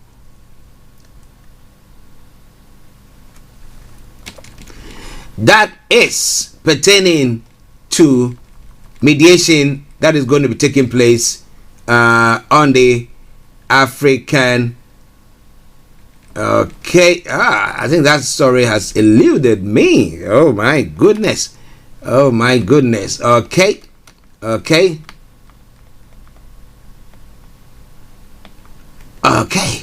Right. Okay, let me bring you this one instead then. Information coming through says that the chiefs of staff of the Community of West African States, ECOWAS, has begun a 2-day meeting in Accra, Ghana on Thursday to strengthen military cooperation in the region plagued by growing insecurity. Now, Mali, Burkina Faso, and Niger, are grappling with jihadist insurgency, and neighboring states such as Ghana, Benin, and Cote d'Ivoire are worried about spillovers to their borders. Now, addressing representatives of the Joint Chiefs of Staff in Ghana's capital, Accra, Ghana's Defense Minister Dominic Nitiwu said that in 3 years, the region has suffered more than 5,300 attacks blamed on terrorists, resulting in about 16,000 deaths and more displaced people. Between January and March, more than 840 attacks took place. The minister called for a greater intelligence sharing to better monitor jihadist group. As professionals, we must resolve to bury our differences imposed by our nationality or culture and move forward with greater collaboration, he insisted. After military coups in Mali, Burkina Faso, Guinea, ECOWAS suspended these countries from its bodies and imposed economic sanctions. However, if it allowed representatives of the 3 countries to attend the meeting because of the urgency, Nitiwu said. Now, if I were them, I would have said that we are also not coming to that meeting. The extraordinary meeting is due to end today. The jihadist insurgency by fighters affiliated with Al Qaeda and Islamic State group has spread from northern Mali to neighboring Niger and Burkina Faso. In Burkina, jihadist attacks have killed more than 1,200 people since 2015 and displaced more than 1 million. At the end of February, the Nigerian President Muhammadu Bazoum announced that he had begun discussion with jihadists. Nigerian, my apologies. That's why at the end of February, the Nigerian President Muhammadu Bazoum announced that he had begun discussions with jihadists to promote peace. Well, you cannot always bomb your way through issues that is going on. At times, you need to what? Yes. Talk. Do a jaw there. Well, and the Guinea prosecutor has ordered trial against ex-president Condé. The story says Guinea Guinean authorities say they will prosecute former President Alpha Condé and 26 of his officials for violence surrounding his bid for controversial third term in office. The 84-year-old former leader was overthrown in a coup d'etat in September by a military junta that now leads the West African country. The ex-president and his supporters are accused of several charges, including complicity in murder, abduction, torture, and illegal detention. According to the documents from the General Prosecutor's Office, signed by Attorney General Charles Alphonse Wright, he ordered that the district attorney to immediately begin legal proceedings against Condé. Now, what do you think is going to happen there? Well, it is All Star Radio UK. It is your favorite African and Caribbean radio station in London. 84 years old, and he still wanted to still go for another tenure of office, extending it. Shoop. Well, this is all coming away from Starr Radio UK. We got about 40 minutes to bring the first part of the program to a close. All right then. Well, it's all happening live here in the UK. In the UK, it's happening live. We have the counting that is still going on. Tories take hit in London as Starmer hails gains. But well, while they are hailing gains in London, or the capital, looks like their victories are not coming in the way they envisage in other parts of the country. But Labour wins 3 Conservative councils in London. That's what the story is saying. And let me read a comment from Professor Sir John Curtis on what England results shows so far. Now, he says that we now have a first indication of the verdict voters delivered on Thursday local elections. Nearly half of the councils in England that held an election have counted their results overnight. The rest, along with all the councils in Scotland and Wales, are counting today, as it is the Assembly in Northern Ireland. Now, these early results have produced the much anticipated reverse in electoral fortunes for the Conservatives. The party's share of the vote in over 500 key wards where has been collected. The detailed voting figures is down by 4 points since 2018, when the seats were last up for grabs. Now it goes further to say, meanwhile, their loss of support is as much as 6 points compared with last year's local election contest. Now these losses confirm that the party is now electorally weaker than at any point since Boris Johnson won his majority of 80 in 2019. But as was also anticipated, this fall in support has not resulted in spectacular losses of seats. That reflects that the Conservatives were defending many fewer wards than Labour. Even so, the loss of 120 seats as of 10:30 this morning, that's British summer time, represents 1 in 5 of the seats the party was trying to defend. So somebody will say it's good for them, although it has so far only lost control of 5 councils. Among those losses are the totemic councils of Wandsworth and Westminster, where hitherto the local Tories' low council tax policy had seemingly helped them keep control even when the national tide was running against their party. Labour have also wrestled Barnet from Conservatives' control. Okay, I'm trying to see whether I can get the details. Okay. In Croydon, voting took place on Thursday. Okay. The Croydon Borough, we are still awaiting results there. But London Borough Councils look after all the local council services such as schools, road maintenance, bin collections, public housing, and social care as well. But we are waiting for the mayor of Croydon results as well. The council mayor is directly elected leader of a council. They are responsible for all the services controlled by the council and appoint members of cabinet who each have responsibility for specific council services. Well, but whilst we are waiting for that information, it's not possible for me to put it across. So let's wait until I've got that. But that is for the elections, the local elections that took place yesterday. Did you go vote? What did you vote? And is your anticipation yielding the necessary results? You are thinking, yes, we've done it. But has it actually? Well, in relation to the elections, we have the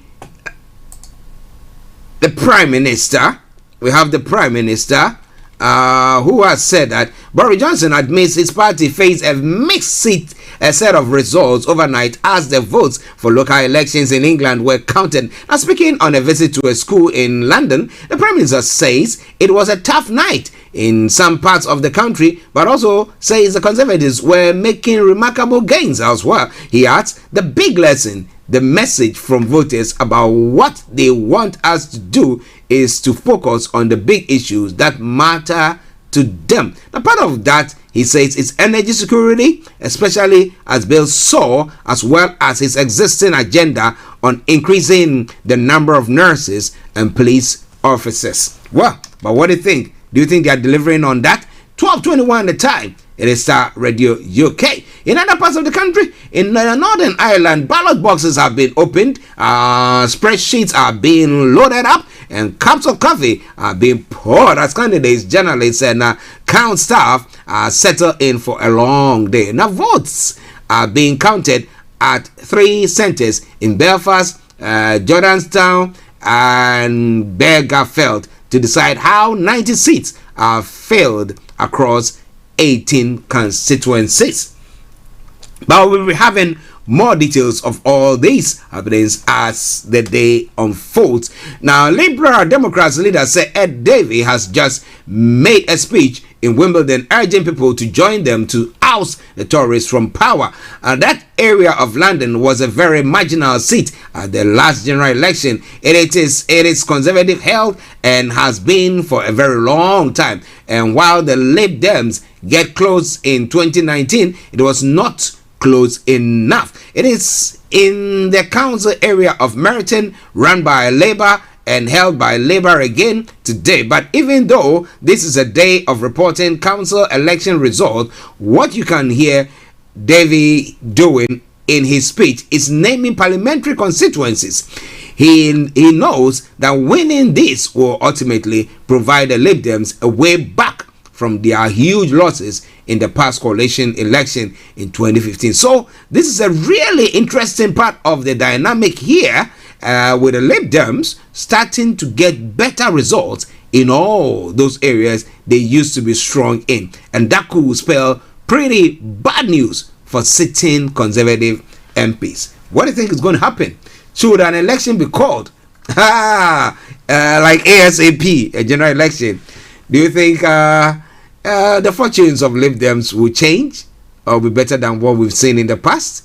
And the losses that they face will all be somehow go away, or they will make greater impact? Well, the results so far, Labour has got 1,202, Conservative 544, Lib Dems 259, Resident Association 40, Independent 40, and the Greens 39 seats. Okay, Labour has made 33 gains, Conservative have lost 120, Lib Dems have made 58 gains, Resident Association 6 gains, Independent 0, and Green Party 23 gains there. Okay, so in a gist, that is what is happening so far. It's all coming away from Starr Radio UK, your favorite African and Caribbean radio station in London. Before we bring the first part of the program to a close, to cross over to where we have our own Mr. Dan Tabiri, let's do one other international story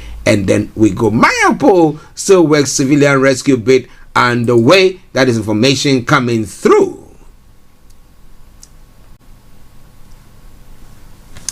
The story says A senior Ukrainian official says a new attempt to evacuate civilians trapped with Ukrainian fighters in the Mariupol still works is underway. There are thought to be about 200 civilians, including at least 20 children, still in bunkers under the steel plants. Now, Andrei Yemek, Chief of Staff to Ukraine's president, says almost 500 civilians have been safely moved from the city since a UN-led rescue operation began. Vladimir Putin says Ukraine should order its fighters in the Mariupol plant to surrender. Now, capturing the whole of the shattered southern city will be symbolic for Moscow ahead of its annual 9th May Victory Day celebration. Meanwhile, there are reports the U.S. provided intel that helped Ukraine sink the Russian warship Moskva.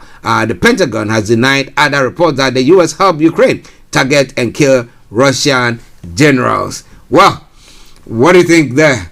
The U.S., Russia say that, just allow us to be beating these people, killing them, invading them, whatever their reason for this invasion is or where. But they will go on that part. But they say, hey, if you're a strong man, don't dare. But if you look at all the impact on the whole world, the world economy. Look at the fact that yesterday the interest rate in the UK was increased once again. Now it is 1%. And then you're looking at the high cost of living. Look at the energy prices. Look at. I mean, it's quite a difficult time across board. Now, if those of us here who some way somehow manage things are not even seeing our left from our right, then what about developing countries? What about African countries? What do you think is going to happen to them? It's a tough time. But well, this all coming away from Starr Radio UK. We'll take a break, and once we come back, I'll be bringing you Mr. Dan Tabiri. He is our money man. But stay tuned and enjoy this song.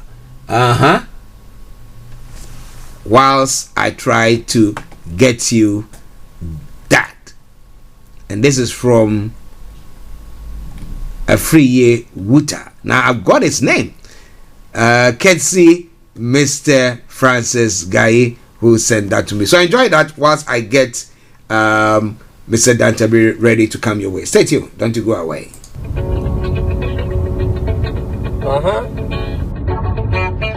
Hungry man say fix the country. Belleful say fix yourself. Who really needs fixing? Now him.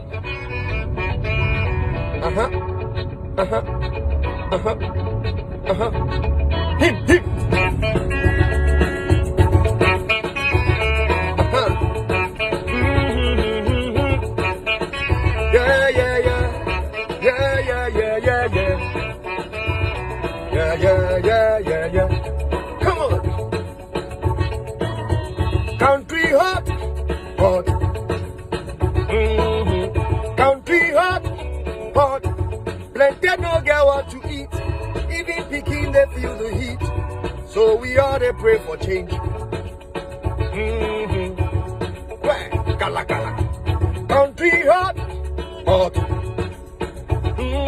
Country tough.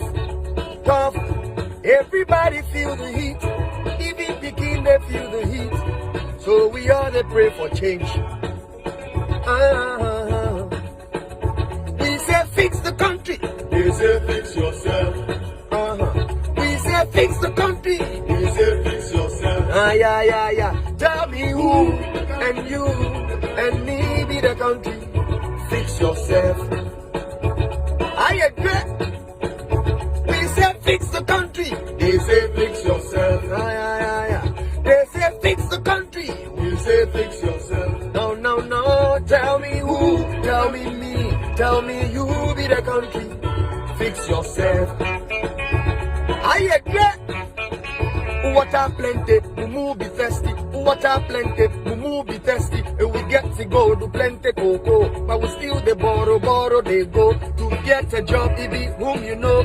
We live like crops in a barrel. Shayo, Rupa, Beshi, and Lo. Hey, we say fix the country.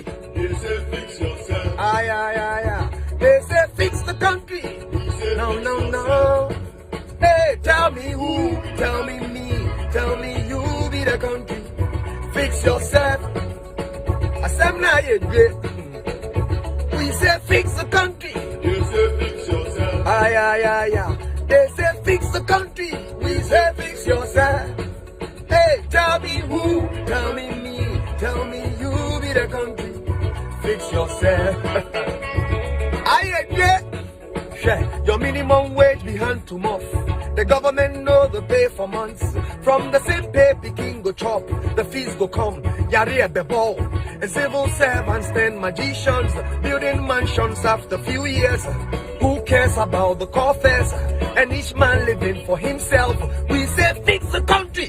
We say fix yourself. Aye. They say fix the country. We say fix yourself. Now, who be the country? You be the country, me be the country. Come, yari at the ball. And civil servants then magicians building mansions after few years. Who cares about the coffers? And each man living for himself. We say fix the country. We say fix yourself. Aye. They say fix the country. We say fix yourself. Now, who be the country? You be the country, me be the country. Fix yourself. Where? I agree. Hey, we say fix the country. They say fix yourself. Aye. They say fix the country. We say fix yourself. No. Tell me who, tell me me. Now you be the country. Fix yourself. I agree.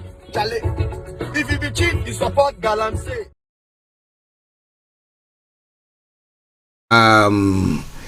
Free year Wooter with Fix Yourself. Okay.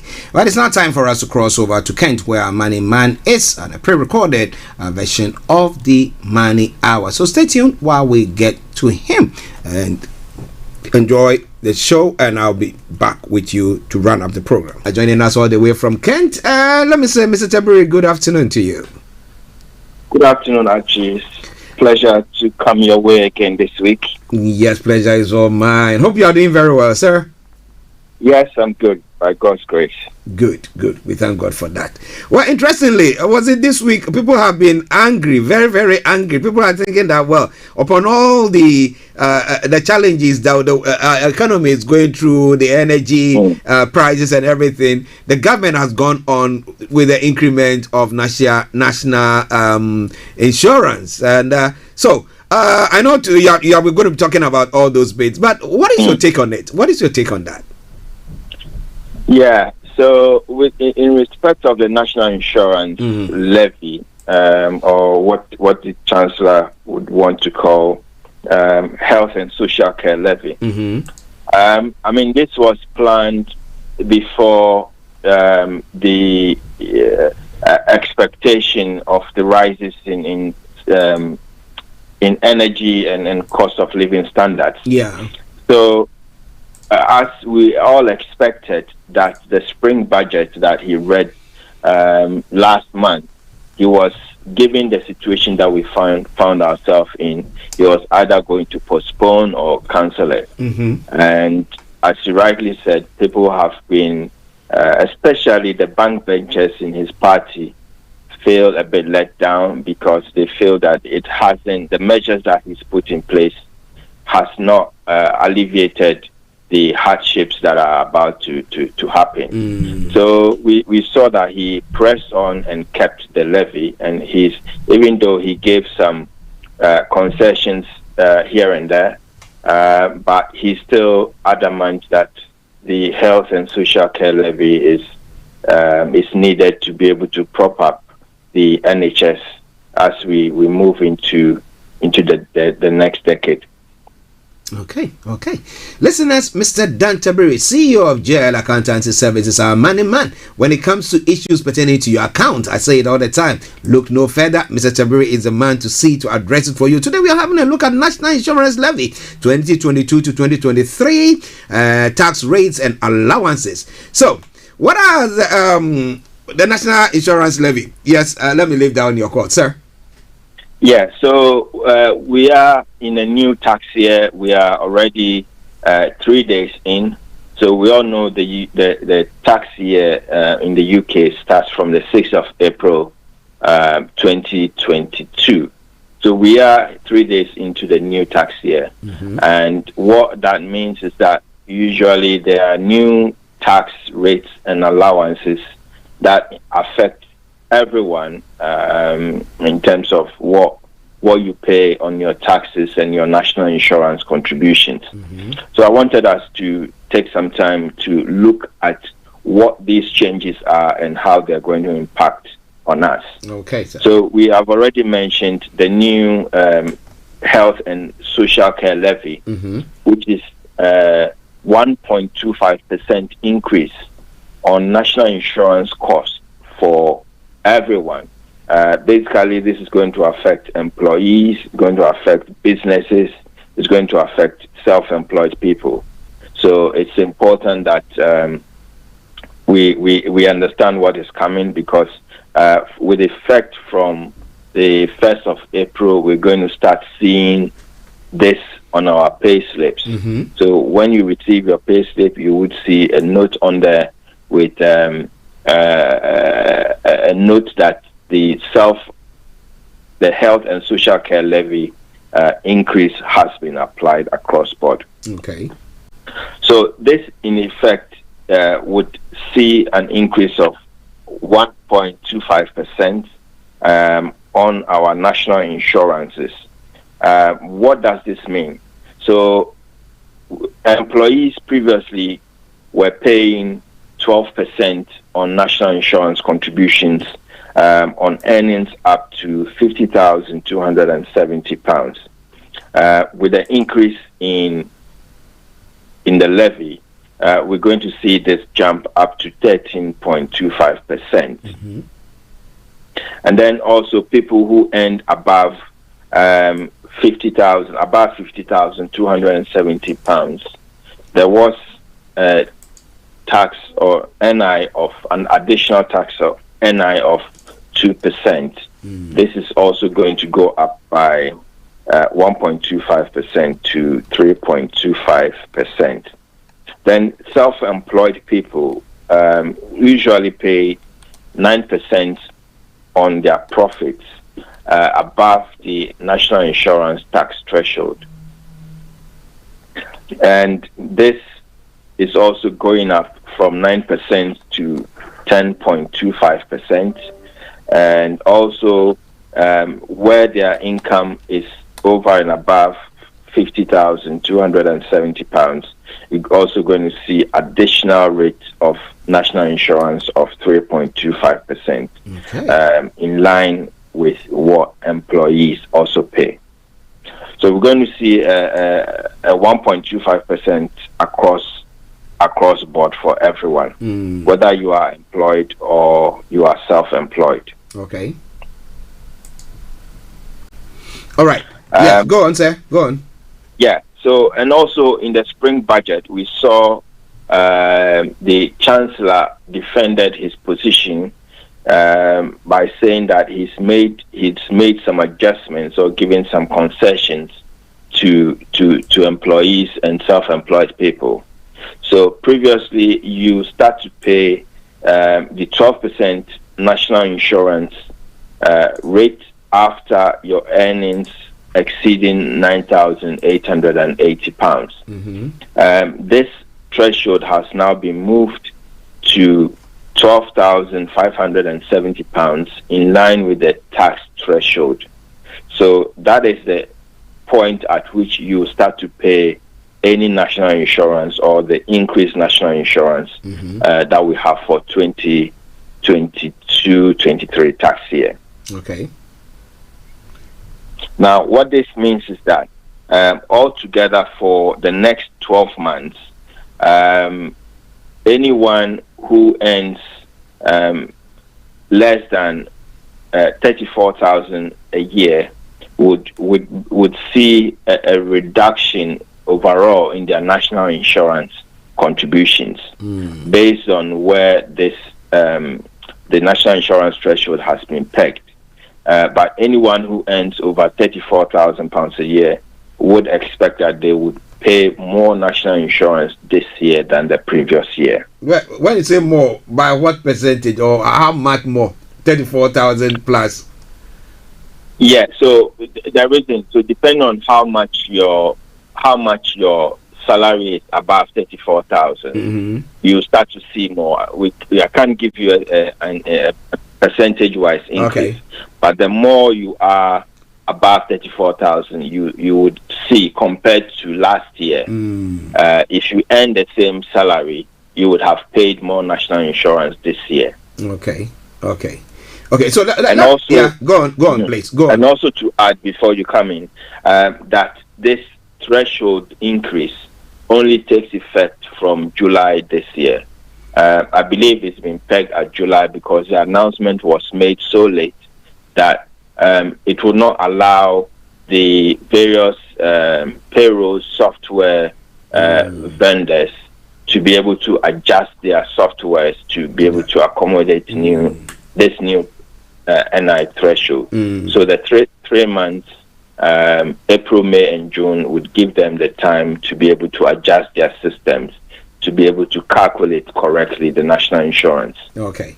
Now, contribution. I was asking the question about this threshold, that 12K plus before you start paying your tax. Now, are they also going to be paying the health and social care? That's this 1.25% increment. Are they also going to be contributing something on that front? Yes. So yes, that's right. So which means that you don't pay any national insurance if your income is less than 12,570, and the national insurance that you'll be paying will be at the new rate of 13.25%, which includes this health and social care levy. Okay. Thank you. Please go on, sir. Yeah, and also the Chancellor did something to help businesses or employers in respect of these increases.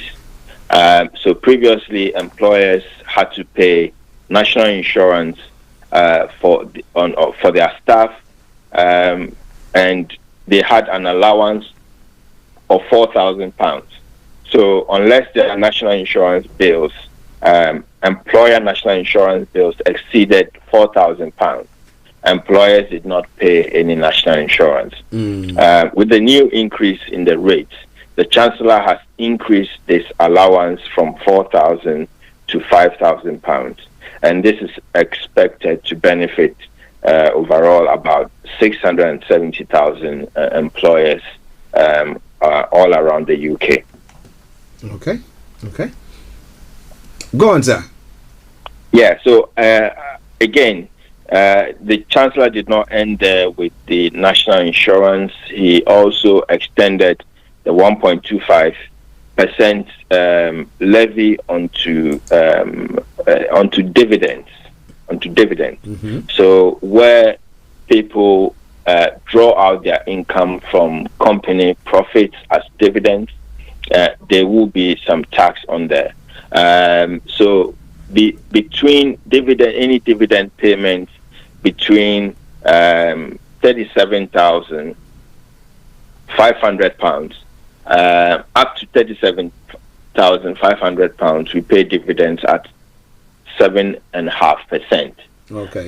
There will be an increase from the 2022-23 tax year of 1.25%. So these dividend rates are then going to go up to 8.75%. Yes. Okay. And then above that, the 37,500 dividend, if you take any dividends above that rate into the higher tax bracket, where previously, share owners or owners of businesses paid dividend tax at the higher rate of 32.5%. Similarly, this is also going to go up to 33.75% across board. So really, this social care levy it touches everybody if you have any of these earnings, and because I believe the Chancellor sees this as a social issue that everybody has to chip in. Wow, listeners, it is Star Radio UK, your favorite African and Caribbean radio station in London. Bringing the time now to 6 minutes to the top of the hour with me, Mr. Dan Tabiri, CEO of GIL Accountancy Services, our money man. And today we are looking at the National Insurance Levy 2022, tax rates and allowances, etc. there. So wherever you are, don't you go away. But hey, if you have any issues pertaining to your account, so everything that we are saying seems to be something that is going over your head and you're thinking, what can I do? You find yourself in a situation where you think you have to, you are panicking. Please calm down. You are at the right place. You get in touch with Mr. Dan Tabiri, GIL Accountancy Services. They will give you all the best service when it comes to your account. So don't you go away. During the latter end of the program, he's going to put his contact details there as well, and then you can also get in touch with him. But if you have any concerns pertaining to any of the discussions that we've had, or some clarity pertaining to any of the discussions, go to our podcast session. They are all there, or our social media platform, the platform that we are broadcasting on. They are all there. Just go there, re-listen to it, and you can get in touch with him, and he can throw more light on it for you. Okay, so Mr. Tabiri, let's move on. Any other stuff for us? Yeah, so we've looked at the national insurance. I think we should also look at the tax threshold and rates. So the tax thresholds for 2021 to 2022 have not been changed. They've remained. The Chancellor has fixed these for 2022 to 2023. Okay. So for incomes up to £12,570 per year, there will be you won't pay any tax at all. This means that if you are on a weekly pay amount of £242 per week, you shouldn't pay any tax. You shouldn't see any tax deductions. If you're on a monthly pay schedule, this breaks down to £1,048 per month. You shouldn't pay any tax at all. Okay. Above this limit and up to £37,700, you start to pay tax at 20%. And then between 37,000 and 1 to 150,000, you pay tax at 40%. And then above 150%, anything above 150,000, you can see your tax rate rise to 45%. Interesting.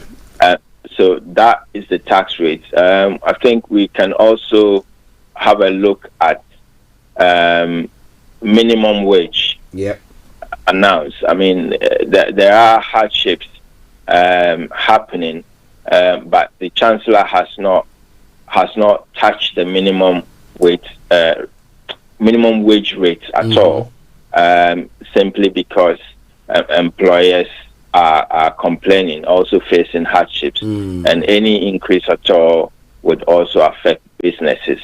So for national minimum wage rates have been fixed for employees aged 23 and above at the national living wage rate of £950. And then we have employees aged between 21 and 22. The rate is 9.18%. Employees between 18 to 20 is fixed at 6.83%. And employees aged under 18, including apprentices under 19 years, you're looking at a minimum wage rate of £4.81. So new year, but it's important people check that they are being paid the correct wages for their age category.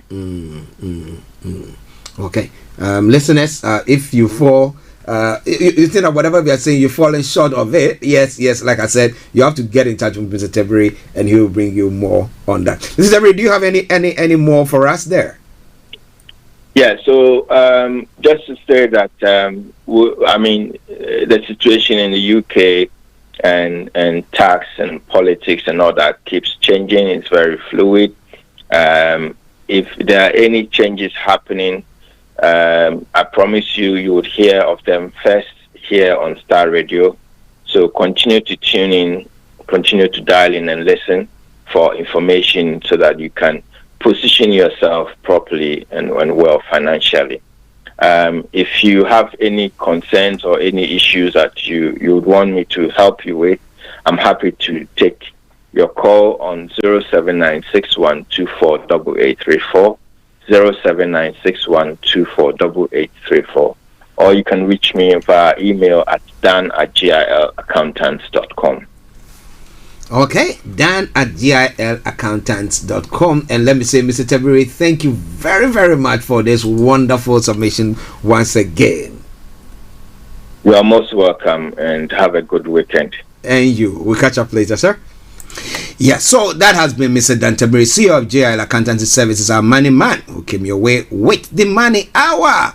So this is why I'm bringing the program to a close for today. 9 minutes to the top of the hour. I'll just take you round the globe quickly before I run up the program. But remember, this evening exactly at 7 o'clock, Nana Afia Savarako will be coming your way with the Afia show. Come Sunday, we'll be having a live church broadcast from 11 o'clock. And then in the evening exactly at 5 o'clock, 17 hours BST, we'll be having the one and only KB Bossman with the Faith Talk once again. So make a date. But before we go, let me bring you some updates of some of the stories or some of the information that we have once again. Well, when it comes to the results, Labour's they increased their gains, 1,300. Okay, they've won 1,302, Conservative 606, Lib Dems 294, Independents 49, GRN 49, RA 42, and SNP in Scotland, SNP has won 99, Labour 65, Conservative 54, Independent 48, Lib Dems 18, the Greens 10, and then Wales, we are still waiting for the results to come from Wales. But it's all coming your way from Starr Radio UK, your favorite African and Caribbean radio station in London. All right. Now, so some other stories making the rounds again this morning across the globe. Let me quickly bring you those ones as well. Freed Kenyan cleric refuses to leave jail. He said, keep me here, I'm not going anywhere again. Okay, let me bring you that story before I sign up. Information coming through says that, well, just bear with me whilst I try to get that story of the freed Kenyan cleric who is refusing to go home. Now the question is, what is he looking for? What is he looking for? A Muslim cleric has asked a Kenyan court not to release him from prison despite being acquitted of terrorism charges. Now, Sheikh Guyo Gosa Buru was arrested in January 2018 in northern Kenya and charged with possessing material promoting a terrorist group for collaborating with Al-Shabaab militant group. But this week, the court released him, saying the state had failed to prove their case. He, however, refused to leave the notorious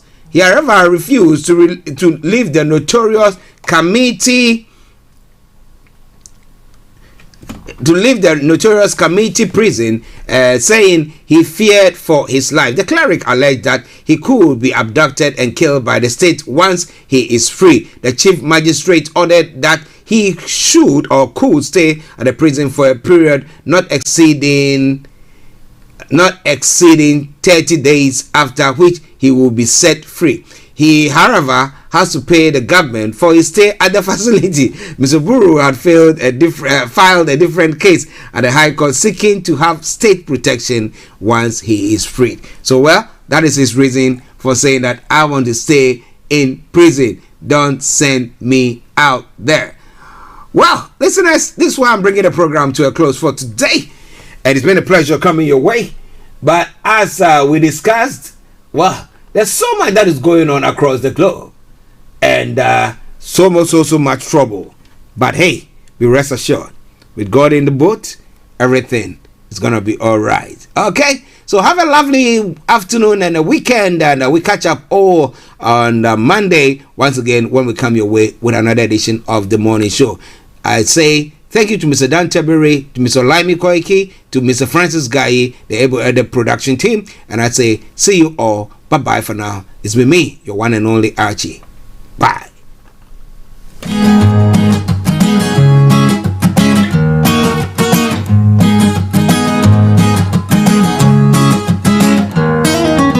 So much trouble in the world. So much trouble in the world. Bless my eyes this morning. Your sun is on the rise once again. The way that earthly things are going, anything can happen. Seamen sailing on their ego trips, blast off on their spaceships. Thanks for listening. From reality. No care for you, no care for me. That's why there's so much trouble in the world. So much trouble in the world. All you gotta do is give a little, take a little one more time. Yeah, yeah, yeah. So you think you found a solution, but it's just another illusion. So before you check out this time,